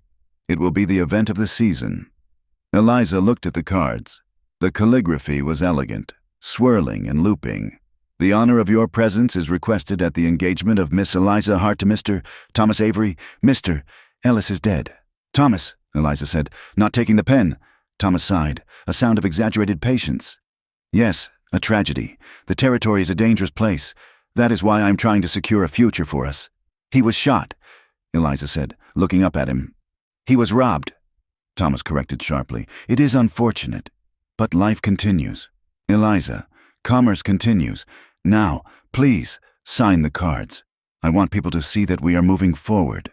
Eliza took the pen. Her hand felt heavy, as if the ink were lead. As she wrote her name on the first card, she felt a sickening sensation of finality. She was not signing an invitation. She was signing a confession. She was writing her name on the door of a cage, and Thomas was holding the key. She attended the wake 2 days later. It was held in the Ellis cabin, a single room with a dirt floor. The widow, Mary Ellis, sat in a rocking chair that didn't rock, staring at the wall with eyes that saw nothing. Her 3 children clung to one another near the stove, silent and terrified. The other women of the town moved around them, murmuring platitudes, offering casseroles that would not bring the dead back. Eliza stood in the corner, feeling like an intruder. She wore the coat Thomas had bought her. She had eaten a full breakfast. She was engaged to the man who held the mortgage on this house of mourning. Something inside her, a tension that had been pulling tight since the first blizzard, finally snapped. The silence of the widow was louder than any scream. It was an indictment. Eliza realized she could not be neutral. There was no middle ground in a war between the starving and the gluttonous. She left the wake early, slipping out into the biting cold. She did not go back to the dress shop. She did not go to the bank. She walked toward the one place Thomas had forbidden her to go. The Golden Steer was a small, smoky saloon on the wrong end of town, a place where sawdust covered the bloodstains on the floor and the whiskey tasted like kerosene. Eliza pushed through the swinging doors, ignoring the sudden silence that fell over the room. She saw him immediately. Cole was sitting at a table in the back, alone. A bottle stood before him, mostly full. He was staring at the amber liquid as if it held the secrets of the universe. "Cole," she said, her voice cutting through the haze of tobacco smoke. He looked up. His eyes were bloodshot, rimmed with exhaustion. He didn't look surprised to see her. He just looked tired. "You shouldn't be here, Eliza," he said, his voice rough. "Come outside," she said. "Please." She turned and walked out without waiting to see if he followed. She stood in the alleyway beside the saloon, where the wind whipped the snow into small, spinning devils. Above, the sky was a bleak tapestry of faint stars and a thin, sharp moon that looked like a paring knife. The door creaked open, and Cole stepped out. He didn't have his coat. He stood in his shirt sleeves, oblivious to the freezing air. "What do you want, Eliza?" he asked. "Avery will have my hide if he knows I am talking to you. Mr. Ellis didn't die in a robbery," Eliza said, the words tumbling out of her in a rush. "I know," Cole said. "Thomas and Blackridge. They are pushing everyone. I heard Thomas. He talks about the homesteaders like they are cattle to be culled. He wants the water rights. He wants it all." "I know," Cole repeated. "How can you just stand there?" Eliza cried, stepping toward him. "You know what they are doing. You worked for them." "And what do you want me to do?" Cole shouted back, the sudden volume of his voice making her jump. "You want me to ride down Main Street with guns blazing? You want me to get shot down like Ellis? I want you to care," Eliza yelled.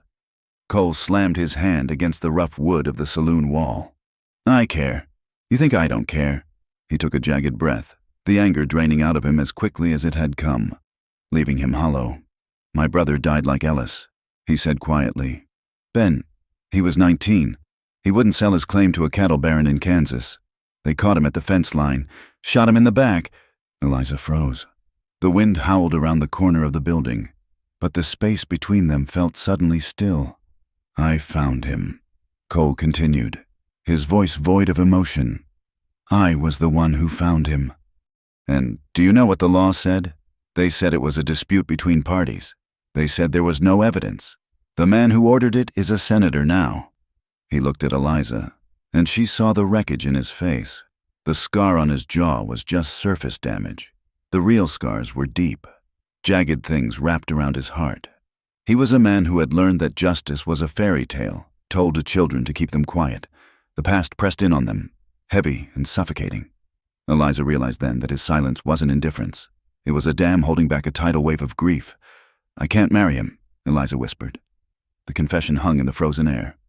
Cole looked at her, his gaze intense. "Eliza, you have to.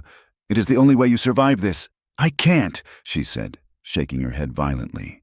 "He makes me sick. Cole, every time he touches my arm, I feel like I am being sold. I feel like I am suffocating. I would rather freeze out here with nothing than live in that brick house knowing it was built on bodies." "You don't know what you are saying," Cole said, stepping closer. "You don't know what it is to have nothing. I know what it is to be empty," Eliza cried. "And I know that when I am with him, I am dead. And when I am with you—" She stopped. The truth was out, naked and terrifying. Cole stared at her. The rigidity in his shoulders broke.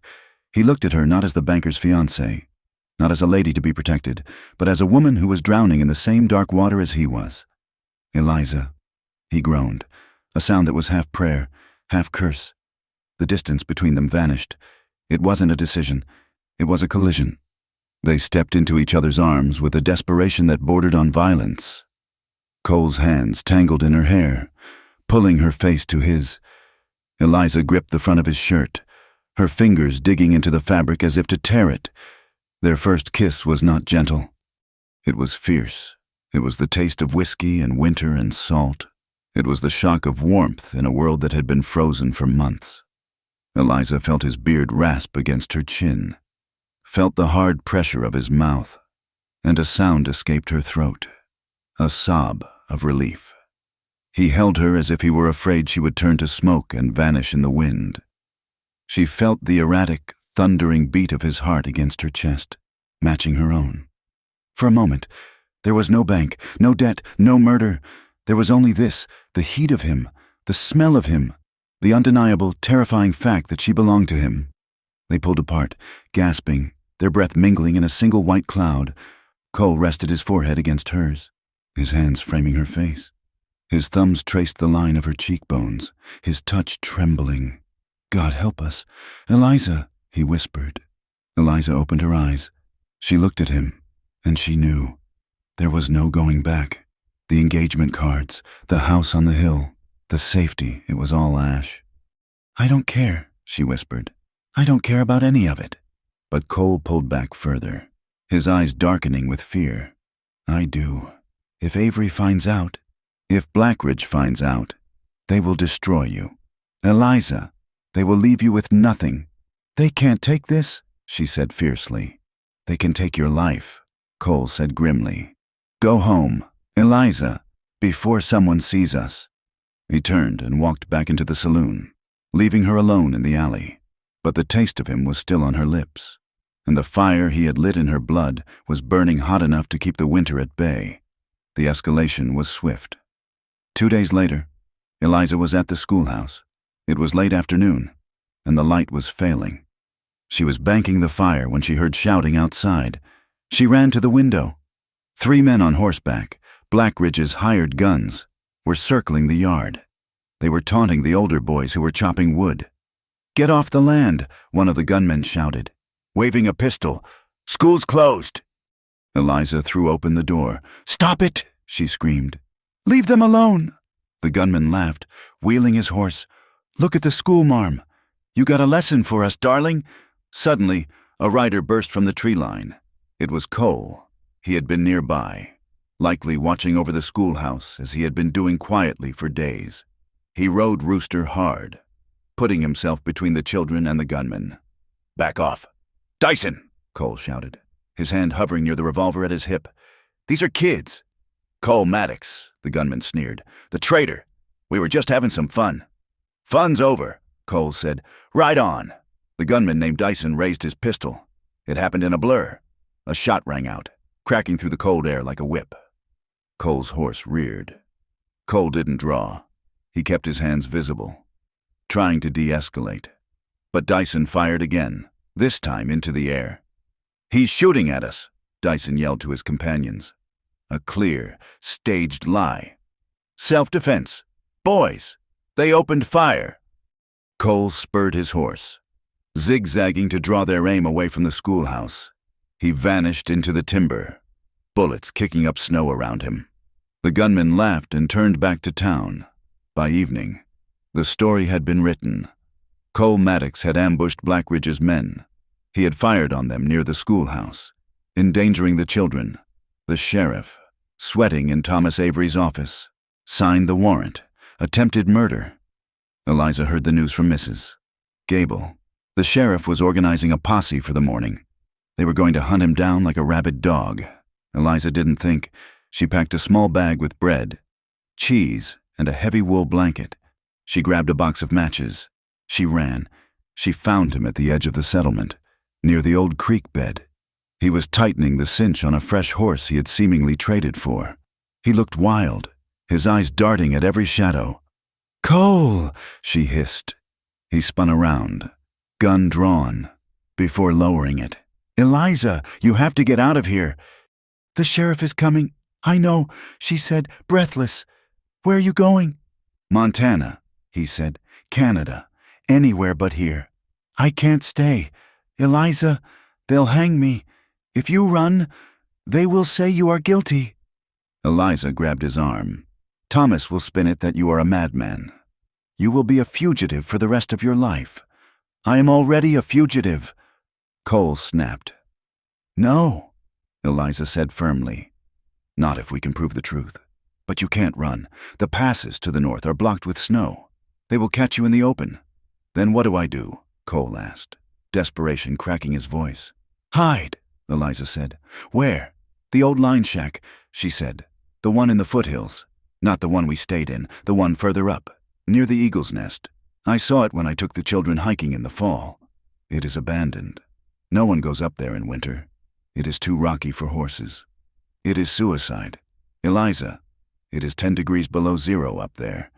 We can make it, she said. We? Cole froze.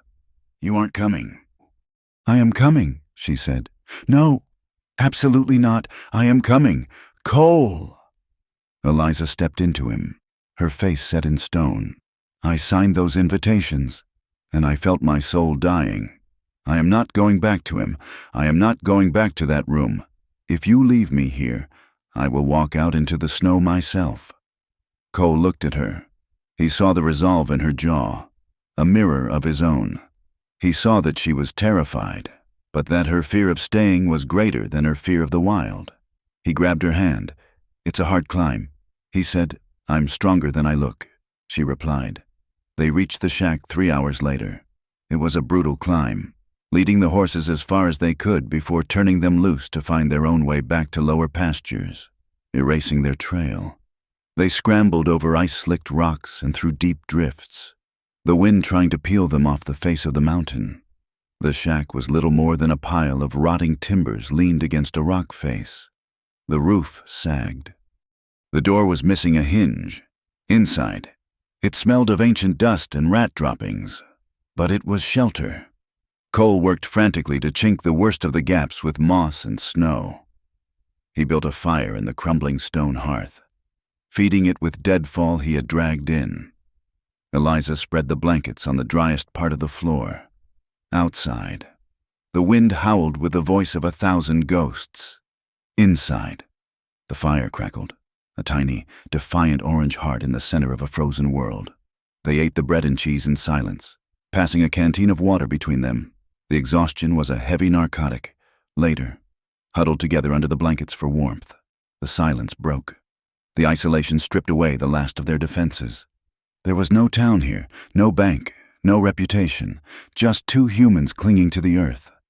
Eliza lay with her head on Cole's chest, listening to the steady thump of his heart. I was 17, she said softly. The words drifted up into the dark rafters. Cole's arm tightened around her.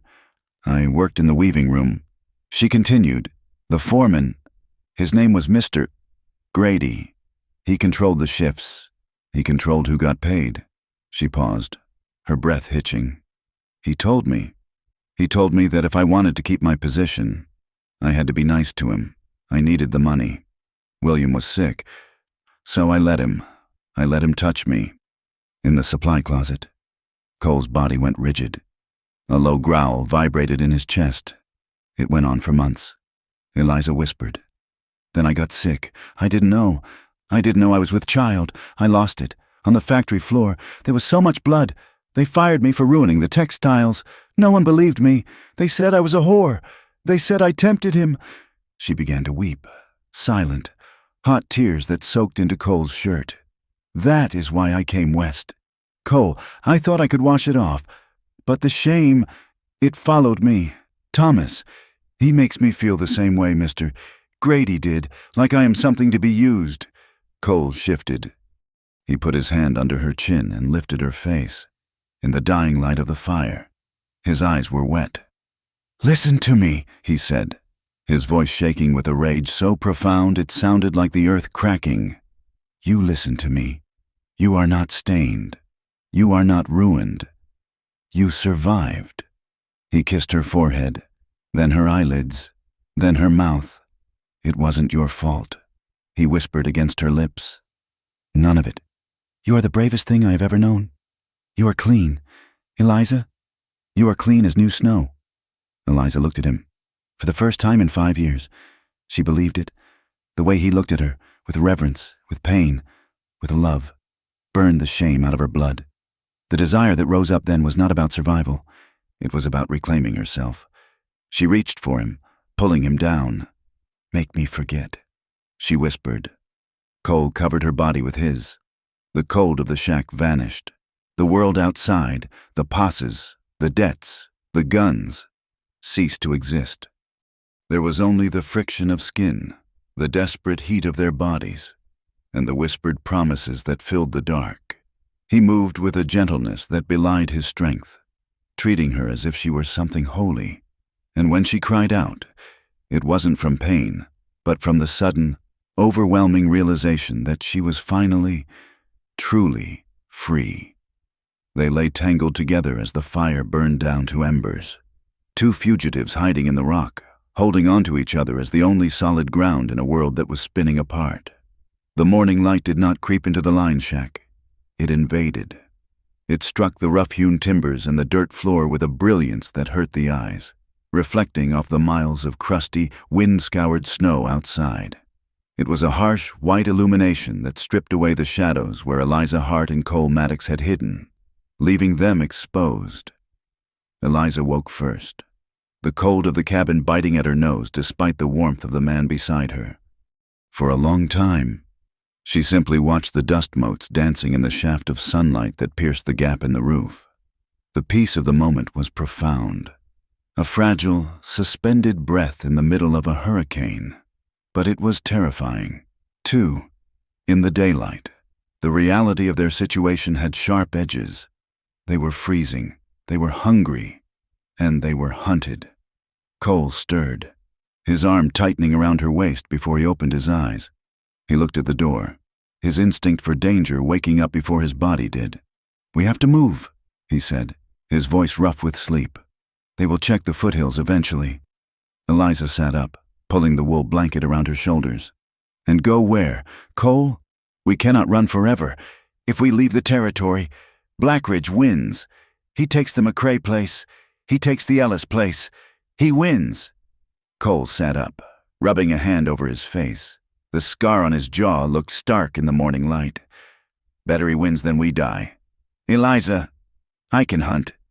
We can make for the pass before another storm hits." Eliza looked at the fire.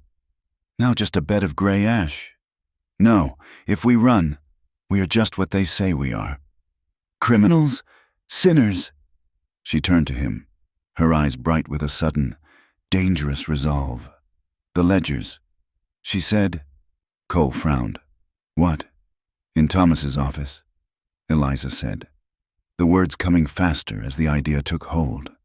"He keeps a separate book. I saw it when he was arguing with Blackridge. It is black leather, smaller than the others. He put it away when I walked in. And the map. The map has the dates marked on the homesteads. Red circles. Eliza," Cole warned, shaking his head. "It is proof, Cole. Proof that they are conspiring to defraud the families. Proof that they planned the foreclosures before the payments are even due. If we have that book, we have a shield. We can find a circuit judge. We can stop them." "You can't go back there," Cole said, his voice rising. "It is a trap. Avery will be watching you like a hawk." "He thinks I am stupid," Eliza countered. "He thinks I am a soft, frightened girl from the East who got lost in the snow. He does not know what I am capable of."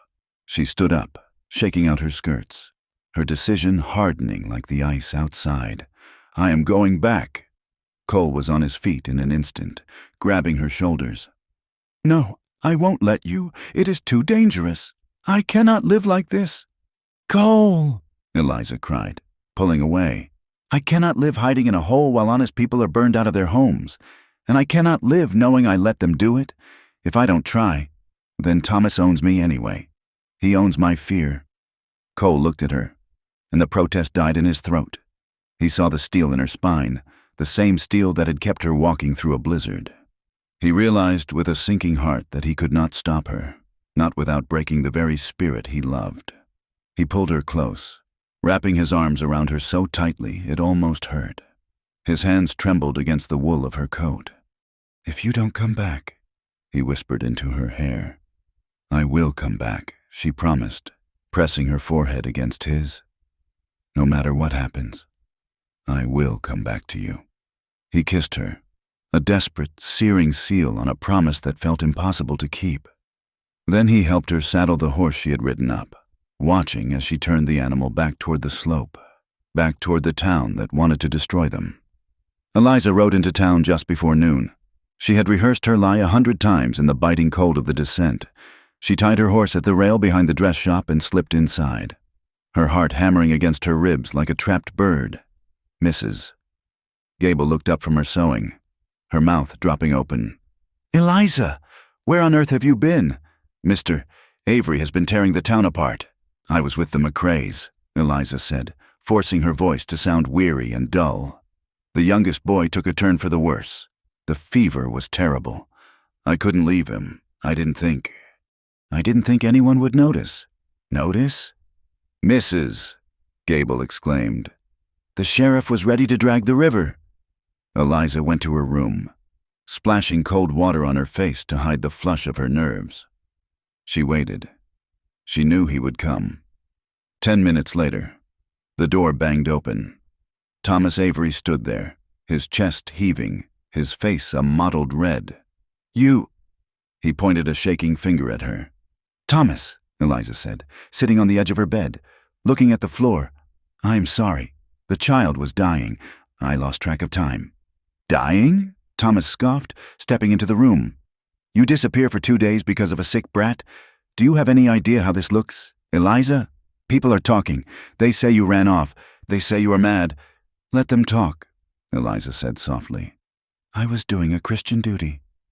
Thomas stared at her, searching for a crack in her story. But Eliza had learned to hide her thoughts in the factories of the East, where a wrong look could cost you a day's wages. She looked small, tired, and suitably cowed. Thomas exhaled, adjusting his cuffs. His anger shifted to his usual condescension. "You have a soft heart. Eliza, it is a weakness. It will ruin us if you do not learn to control it. I will try." "Thomas," she whispered. "I have work tonight," Thomas said, checking his pocket watch. "The end of the month is approaching. The accounts are a mess. Since you are so keen to be helpful, perhaps you can assist me. You know the ledgers. You can copy the transfer columns while I finish the correspondence." Eliza felt a jolt of electricity shoot down her spine. It was the opening she hadn't dared to pray for. "Of course, Thomas," she said, "I would be happy to help." The bank was quiet at night. The heavy velvet curtains were drawn, shutting out the street, and the only light came from the kerosene lamps on the desks, casting long, wavering shadows on the walls. Eliza sat at a small side table, a stack of general journals in front of her. Thomas sat at his massive oak desk, scratching away with a pen. He seemed to enjoy having her there. It was a domestic scene that appealed to his vanity. His future wife, quiet and obedient, working in the shadow of his empire. Around 8 o'clock, a knock came at the back door. Thomas frowned, standing up. "That will be Blackridge." He muttered, "Stay here, Eliza. Keep working. I will take him into the conference room. This is not for your ears." He unlocked the bottom drawer of his desk, took out a thick file, and walked to the back of the building. The heavy door clicked shut behind him. Eliza stopped writing. The silence in the room was deafening. She looked at the desk. She stood up, her legs feeling like water. She moved to the desk. The drawer he had opened was locked again. But Thomas was arrogant. He often left his keys in his waistcoat pocket. But sometimes, when he was working late, he left the spare set in the ceramic bowl on the mantel. She checked the bowl. They were there. Her hands shook violently as she inserted the small brass key into the lock of the bottom drawer. It turned with a soft snick. She pulled the drawer open. There, beneath a stack of deeds, was the black leather book. She opened it. The pages were filled with Thomas's precise handwriting. It was all there. McCray. Default scheduled February 1st. Arson arranged January 15th. Value $400. Acquisition price $40. It was a catalog of crimes written in ink. Eliza reached into her pocket and pulled out a small notebook. She began to copy frantically. her pen scratching against the paper. She copied dates, names, and amounts. But as she wrote, she heard the murmur of voices from the back room getting louder. They were finishing. It wasn't enough. Her notes were just scribbles. They could be dismissed as her own fabrications. She needed the book. She looked at the door. She looked at the ledger. She made a choice that terrified her. She closed the black book and shoved it into her satchel, which sat on the floor by her chair. She locked the drawer and dropped the keys back into the bowl. She was back in her seat, dipping her pen into the inkwell. When Thomas walked back in, he looked flushed, triumphant. "Everything is in order," he said, rubbing his hands together. "Harlan is a difficult man, but he understands the value of aggression." He looked at her. "You look pale, Eliza. I'm tired." "Thomas," she said, closing the general journal she'd been pretending to work on. "The numbers, they blur after a while." "Go home," he said benevolently. "Rest. We have church tomorrow. I want you looking your best." Eliza stood up, slinging her satchel over her shoulder. The weight of the stolen ledger felt like a stone block against her hip. "Good night, Thomas." She walked to the front door. As she reached for the handle, the door to the clerk's cage opened. Mr. Perkins, a mousy man with spectacles who often worked late without Thomas knowing, stepped out. He looked at Eliza, then at her bag, which was bulging slightly with the shape of the book. "Miss Hart, Mr. Perkins said. Eliza froze. You have ink on your cuff," he said, pointing. Eliza looked down. A dark smear of blue stain marred the white lace of her sleeve. "Clumsy of me." She forced a laugh. "Good night, Mr. Perkins." She walked out into the freezing street, every breath puffing out before her like a cloud of steam. She didn't run, though every instinct in her body screamed at her to sprint. She walked steadily until she turned the corner, then she melted into the shadows of the alleyway, heading not for the dress shop, but for the edge of town where the darkness of the prairie began. The return to the shack was a nightmare of paranoia. Every snapping branch sounded like a rifle cocking. When she finally stumbled through the door of the cabin, Cole was waiting with a pistol in his hand. He saw her face and lowered the gun, rushing to catch her as she sagged against the doorframe. "I got it," she gasped, pulling the book from her bag. They sat by the fire. The lantern turned low and turned the pages. Cole read in silence, his face hardening into a mask of stone. "Here," he said, pointing a calloused finger at an entry. "Ellis, removal imperative. Use Dyson." "Dyson," Cole whispered. "That's the man who shot Ellis. And here, schoolhouse incident. Provocation required." "It is all here," Eliza said. "Every lie, every theft. We need a judge," Cole said, "not the local magistrate. He is in Avery's pocket. We need the circuit judge. He's due in Cheyenne Wells next week. We can't make Cheyenne Wells." Eliza said, "The horses are spent, and Thomas will know the book is gone by morning. He will send riders to every station." "Then what do we do?" Cole asked. "We take it to the people," Eliza said. "We take it to the church." "The church?" "Tomorrow is Sunday." Eliza said, "The whole town will be there. The merchants, the wives, the homesteaders, everyone. Thomas cares about his reputation more than anything. If we expose him in front of God and everyone, he can't hide it. He can't kill us in the pews. It is a gamble. Eliza, a big one. It is the only card we have," she said. The bells of the First Methodist Church rang out across the frozen valley, a clear, mournful sound calling the faithful to prayer. Inside the bank, Thomas Avery unlocked his bottom drawer to deposit the Blackridge file. He froze. He pulled the drawer wider. He shoved the papers aside, empty. A cold sweat broke out on his forehead. He checked the lock, unbroken. He checked the bowl. The keys were there. Eliza. The realization hit him like a physical blow. The quiet obedience. The sudden interest in his work. She had played him. She, a penniless factory girl, had played him for a fool. His face turned a dark, violent purple. He grabbed his coat and his hat. He did not go to the sheriff first. He went to the saloon, where a few of Blackridge's men were nursing their morning hangovers. "Come with me," Thomas ordered. Bring your irons. The church was full. The air was thick with the smell of damp wool, beeswax candles, and the murmuring of the congregation. The homesteaders sat in the back, huddled in their coats. The merchants sat in the front, their wives displaying their Sunday bonnets. Thomas Avery stood at the front, near the altar. He looked calm, but his eyes were sharks circling in deep water. "My friends," Thomas said, his voice projecting clearly to the back of the room. "Before Reverend Smith begins, I must share a heavy burden with you." The room went silent. "My fiancée, Eliza Hart, has been taken." A gasp rippled through the pews. "She has been seduced and corrupted by a criminal," Thomas continued, his voice trembling with manufactured grief. "Cole Maddox, the man who shot at our children. He has turned her mind. He has turned her against her own salvation. I fear she is involved in his schemes now. If you see her, do not trust her. She is not the woman we knew." The door at the back of the church creaked open. Eliza Hart stood there. She wore her dark blue wool dress and her heavy cloak. Her face was pale, but her head was high.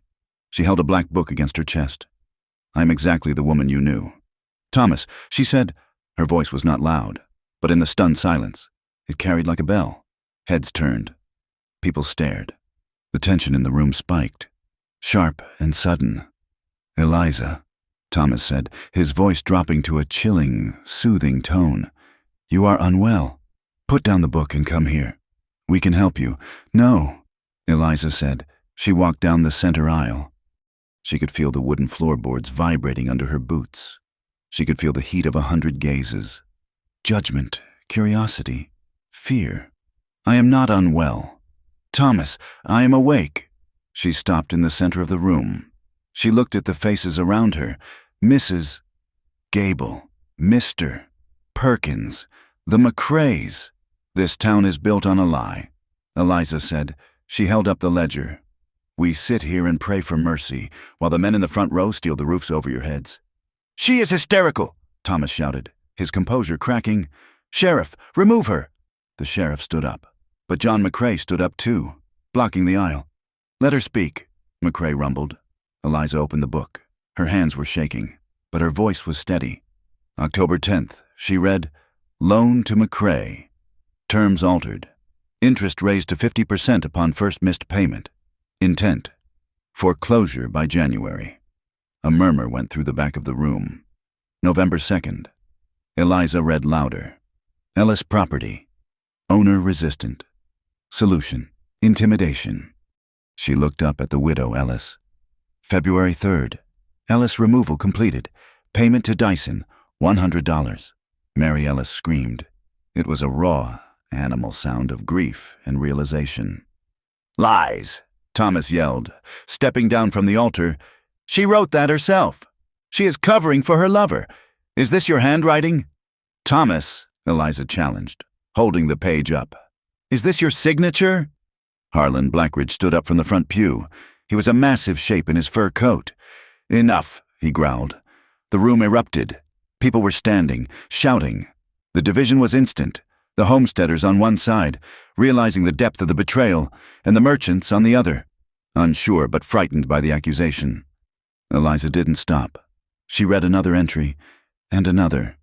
The arson, the bribes to the sheriff, the calculated destruction of the valley. Blackridge pushed his way into the aisle. "Give me the book, girl." He reached for her. "Get your hands off her." The shout came from the open door. Cole Maddox stood there, framed by the bright snow outside. He held his revolver in his hand, hanging by his side. "Maddox!" someone shouted. Blackridge turned, his face twisting into a snarl. "You!" The argument spilled out of the church, a tide of angry bodies pushing through the double doors into the street. The snow had started to fall again, huge, soft flakes that swirled in the wind. Eliza was pushed out onto the boardwalk. Thomas lunged for her, trying to grab the ledger. She spun away, slipping on the ice. Blackridge was in the street. He saw his empire crumbling in the eyes of the town. He saw the way the people were looking at him, not with fear anymore, but with hate. He saw Cole Maddox walking toward him. "You ruin everything. Blackridge roared. He reached inside his heavy coat. He wasn't reaching for a ledger. Cole saw the motion. He didn't hesitate. He didn't think about the law or the hangman. He thought about Eliza standing in the snow. He sprinted, putting himself between Blackridge and the boardwalk. Blackridge's gun cleared his holster, a dark, ugly piece of metal. Cole brought his own gun up. The shots were almost simultaneous. Crack, crack. The sound was deafening in the cold air. Blackridge jerked back as if kicked by a mule. He spun, clutching his chest, and collapsed into the slush, the snow instantly turning pink around him. Cole staggered. He took a step back, his hand going to his side. He looked at Eliza, his eyes wide with surprise. Then his legs gave out. "Cole!" Eliza's scream tore her throat. She threw herself off the boardwalk, landing on her knees in the mud beside him. He was pale, gasping for air. Blood was soaking through his shirt, dark and hot against the snow. "No, no, no." Eliza wept, pressing her hands against the wound. The crowd stood paralyzed. The most powerful man in the territory was dead. The outlaw was dying. The sheriff stood with his gun half drawn, unsure who to shoot. "Help him!" Eliza screamed at the silent faces. "Please!" Thomas stood on the boardwalk, looking down at Blackridge's body. "It's over," he said coldly. "The criminal is down. Let him bleed." "No!" John McCrae stepped forward. He looked at Thomas, then at the sheriff. He spat on the ground. "He saved my boy's life in the fire," McCrae said. McCrae knelt beside Eliza. "Grab his legs," he shouted to another homesteader. Two other men stepped forward, men with patched coats and hard faces. They ignored the sheriff. They ignored Thomas. "We have to get him out of here," Eliza said, her hands slick with Cole's blood. "The sheriff will finish him if we stay." "We'll take him to the edge of town," McCrae said. "My wagon is there." They lifted Cole. He groaned, his head lolling back. Eliza held his hand, squeezing it until her knuckles were white. "Stay with me," she whispered. You promised you'd wait." The snow fell harder, thickening into a white curtain that began to obscure the town. The church and the body of the tyrant lying in the street.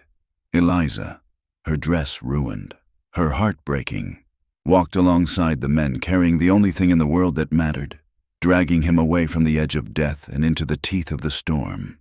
The storm that descended upon the high plains that afternoon felt personal. It was not merely weather.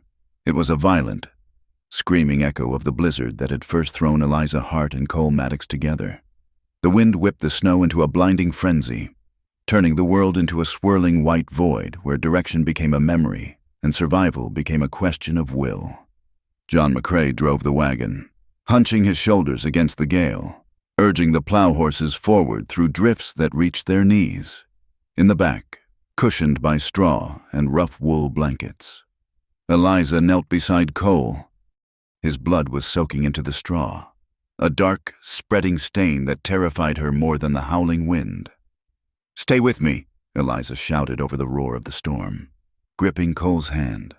Her gloves were stained with his blood, slick and cold. "Look at me, Cole." Cole's eyes fluttered open, but they were glazed and distant.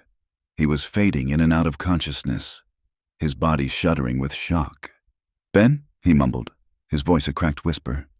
"Ben, get down! They're shooting!" "It's not Ben," Eliza said, tears freezing on her cheeks. "It is Eliza. You are safe." "Cole, we are going to the shack. I promised," Cole rasped, his head rolling restlessly. "I promised I wouldn't let them take the land. I failed him. Eliza, I failed him." "You didn't fail anyone," Eliza cried, smoothing the damp hair back from his forehead. "You saved us. You saved everyone. Now you have to fight. Cole, do not leave me alone in this. Do not you dare leave me." The journey to the line shack, the one hidden in the foothills where they had first taken refuge as fugitives, felt like an eternity. Every jolt of the wagon made Cole groan, a sound that tore through Eliza's heart. She kept talking to him, a frantic stream of words meant to act as a lifeline, a thread connecting him to the living world. She told him about the spring that would come, about the garden they would plant, about the color of the curtains she would sew for a window that wasn't broken. When the wagon finally lurched to a halt in front of the dilapidated structure, McCrae and the other two homesteaders carried Cole inside. They laid him on the pallet near the hearth, where the embers of their previous fire were cold and dead. "Get a fire going," Eliza ordered, her voice sharp with panic. "I need light and water, hot water."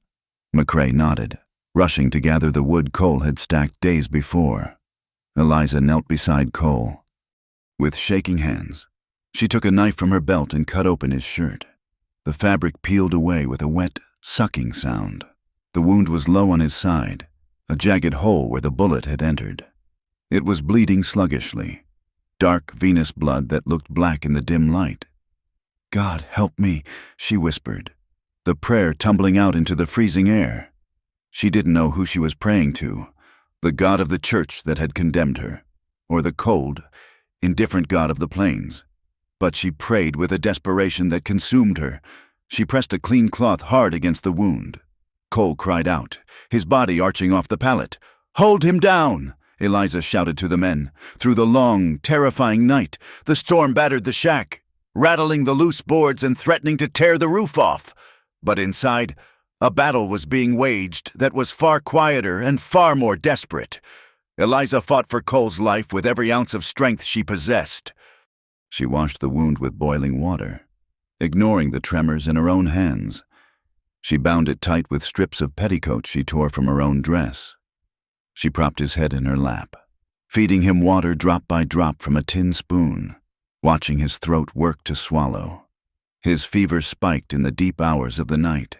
He burned with a heat that radiated through her clothes. He thrashed, calling out names she didn't know, fighting ghosts from a past she could only imagine. "I am here," she whispered, rocking him gently. "I am right here. We are going to have a porch. Cole, we are going to sit on it and watch the sun go down and not be afraid. We are going to have coffee in china cups. We are going to be boring. Cole, just simple and boring and alive." She spoke of the future she refused to surrender, painting a picture of a life that was honest and tender. She poured her will into him, demanding that he stay, demanding that he not let the darkness win. Around 4 a.m, the wind died. The sudden silence was deafening. Eliza, exhausted beyond measure, her eyes burning and her body aching, felt a change. Cole's breathing, which had been shallow and ragged, deepened. It grew steady. The frantic heat of his skin began to cool, breaking into a sweat. She leaned over him, putting her ear to his chest. The heartbeat was there, stronger, slower. He opened his eyes. They were clear. The glaze of shock and fever was gone. "Eliza?" he whispered. Eliza slumped forward, burying her face in his neck. The relief hit her like a physical blow, robbing her of her last reserves of strength. She wept, silent, shaking sobs that racked her body. "You stayed," she choked out. "I told you," he rasped, his hand moving weakly to touch her hair. "I would be waiting." While the storm had raged in the foothills, the town had been a cauldron of its own. The death of Harlan Blackridge had shattered the order of things. In the saloon, on the street corners, and in the parlors, arguments flared. "He was defending his property," shouted a cattleman loyal to the Blackridge brand. "He was a thief and a murderer," countered a homesteader, emboldened by the truth Eliza had read from the ledger. The ledger became a ghost story, a myth. Some said Eliza had invented it. Others swore they saw the signatures. The town was divided, balanced on a knife edge between the old power and the new truth. But truth has a weight that is hard to ignore. A group of homesteaders, led by the widow Ellis, rode through the night to the railhead 40 miles away. They returned 2 days later, not alone. They brought a United States Marshal and a circuit judge, a man named Thaddeus Stone, who was known for a sour disposition and an absolute adherence to the written law. When Judge Stone arrived in town, he did not go to the hotel. He went to the bank. Thomas Avery tried to block the door. "This is a private institution," he blustered, though his face was the color of old parchment. "You have no jurisdiction here without cause." "I have cause," Judge Stone said, his voice like grinding stones. I have 20 sworn affidavits from citizens claiming you are running a criminal enterprise. Open the door, Mr. Avery, or the marshal will open it with an axe." Thomas opened the door. "Where's the girl?" the judge demanded. "She is a fugitive," Thomas said, wiping sweat from his upper lip. "She ran off with the killer. We shall see," the judge said, guided by John McCrae. The judge and the marshal rode out to the line shack, the journey across the hardened snow, under a sky that was a wide, relentless blue, was a stark reminder of the land's indifference. They rode past the burned ruins of the McCrae barn. They rode past the empty Ellis Corral. The evidence of suffering was written on the landscape itself. When they reached the shack, Eliza met them at the door. She looked haggard, her dress stained with blood and soot, her hair loose and wild, but her eyes were clear. She did not look like a fugitive. She looked like a woman who had walked through fire and come out the other side tempered steel. She presented the ledger. She presented her notebook.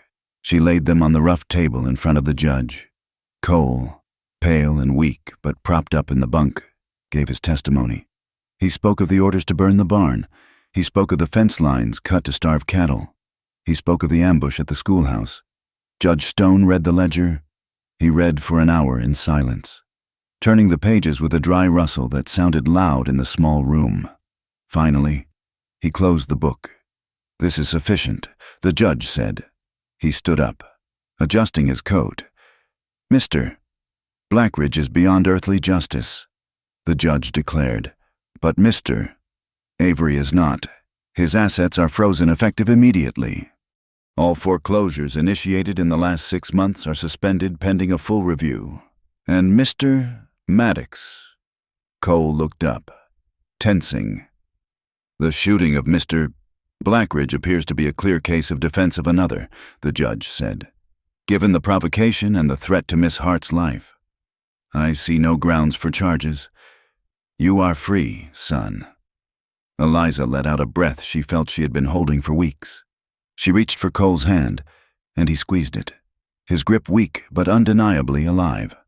The fall of Thomas Avery was quiet and pathetic. Stripped of his authority, he shrank. The investors from the East, getting wind of the scandal, pulled their backing.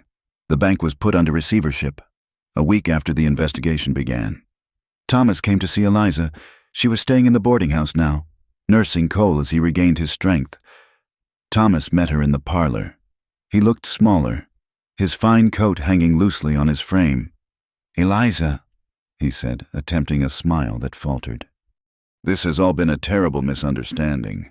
The pressure, the business, it makes men do things they regret. I do not think you regret it." "Thomas," Eliza said, standing by the fireplace, "I think you regret getting caught." "I can fix this," Thomas said, stepping closer. "I have money put aside. We can go to San Francisco. Start over. I can forgive you. Eliza, I can forgive the scandal, the indiscretion with the cowboy. We can have the life I promised. You will be comfortable. You will be safe." Eliza looked at him. She remembered the cold room behind the dress shop. She remembered the way he touched her arm like he was checking the quality of fabric. "Comfort," she said softly. "Yes," Thomas said, seizing on the word. "A comfortable life. No freezing in shacks. No blood." Eliza shook her head. "Comfort built on fear is not comfort.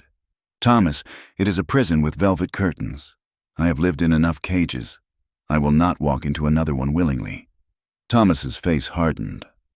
The mask slipped, revealing the sneering, small man beneath.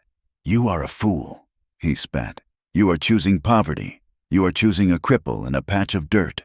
You will be dead in a year, worn out by this God-forsaken country." "Maybe," Eliza said, "but I will be free." She turned her back on him. Thomas stood there for a moment, impotent and furious, before turning and walking out of the boarding house and out of her life. In the weeks that followed, the town changed. It did not become a paradise. The wind still blew, the cold still bit, but the fear lifted. Blackridge's remaining hired guns, sensing the shift in the wind, drifted away like smoke. The homesteaders walked a little taller. They knew they were still poor, but they knew they wouldn't wake up to find an eviction notice on their door.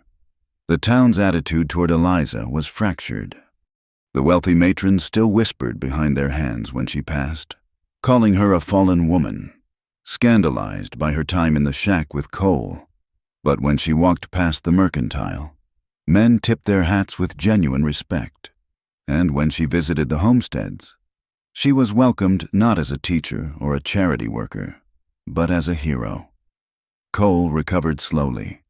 The bullet had missed his vital organs, but it had taken a toll. He walked with a limp for a long time, and he tired easily. He helped around the boarding house, fixing shutters, chopping wood, his movements stiff but determined. Every twinge of pain was a reminder that justice in the West was not an abstract concept. It was something you paid for in flesh and blood. When the first thaw arrived, turning the snow to mud and swelling the creeks, Eliza and Cole rode out to the edge of the settlement. There was a piece of land there, marginal land, rocky and swept by the wind, nestled against the rise of the foothills. It was land no cattleman wanted and no farmer had dared to claim. "This is it," Cole said, looking out over the scrub brush. "It is beautiful," Eliza said. "It is rocks and dirt." "Eliza," Cole laughed softly. "It is ours," she corrected. They went to the courthouse, where Judge Stone was still overseeing the dissolution of the Blackridge estate. They signed the papers. It cost them every dollar Eliza had saved and the last of Cole's wages.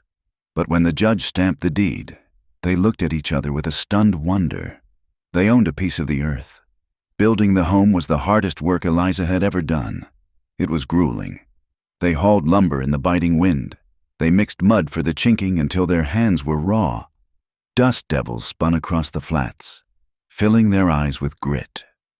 There were days when Eliza sat on a pile of uncut logs and cried from sheer exhaustion, and days when Cole threw his hammer down in frustration because his side ached too much to lift a beam. But they built it. They built a small cabin with a sturdy roof and a window that faced the sunrise.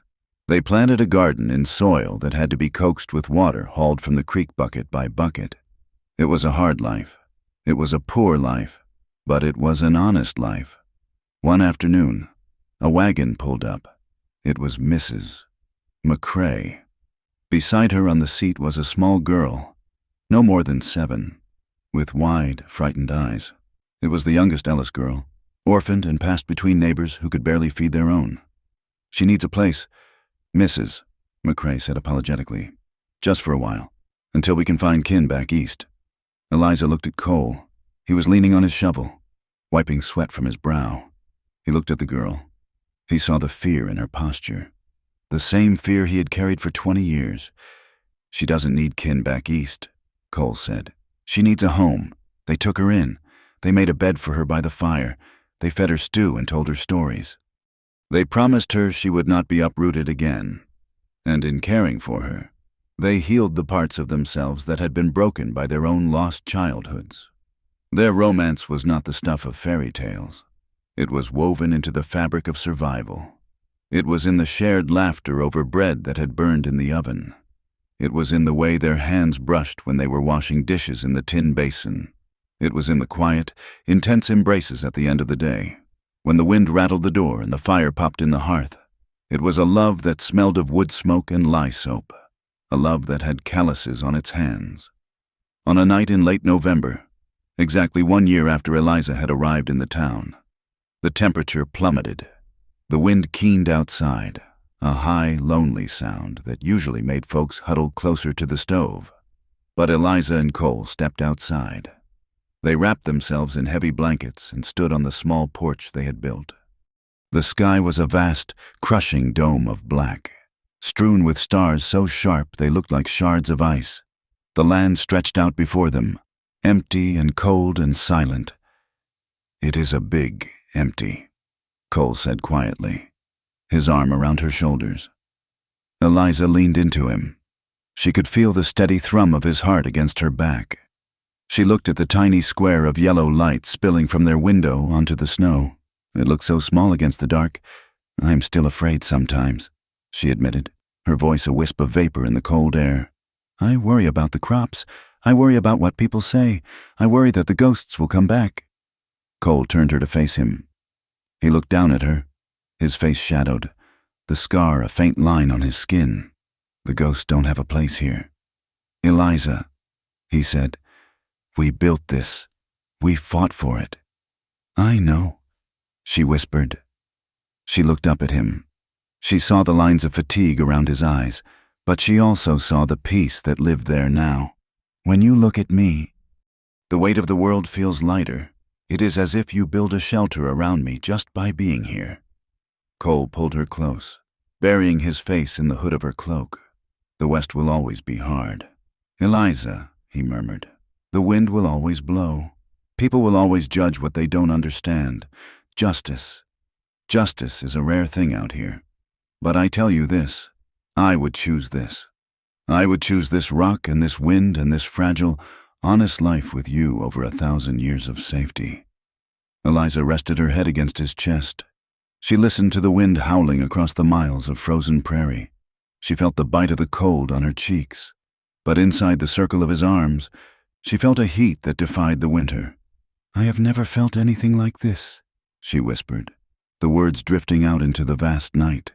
Not the fear, not the cold, but this warmth, this belonging. She looked out at the dark horizon, then back at the light in their window. It is enough, she said. The story ends there, with the two of them standing at the edge of their land, the wind tugging at their clothes, the future uncertain but shared, the harsh reality of the West stretched out around them, indifferent and brutal. But the light from their cabin window glowed steadily behind them, a small, stubborn promise against the dark.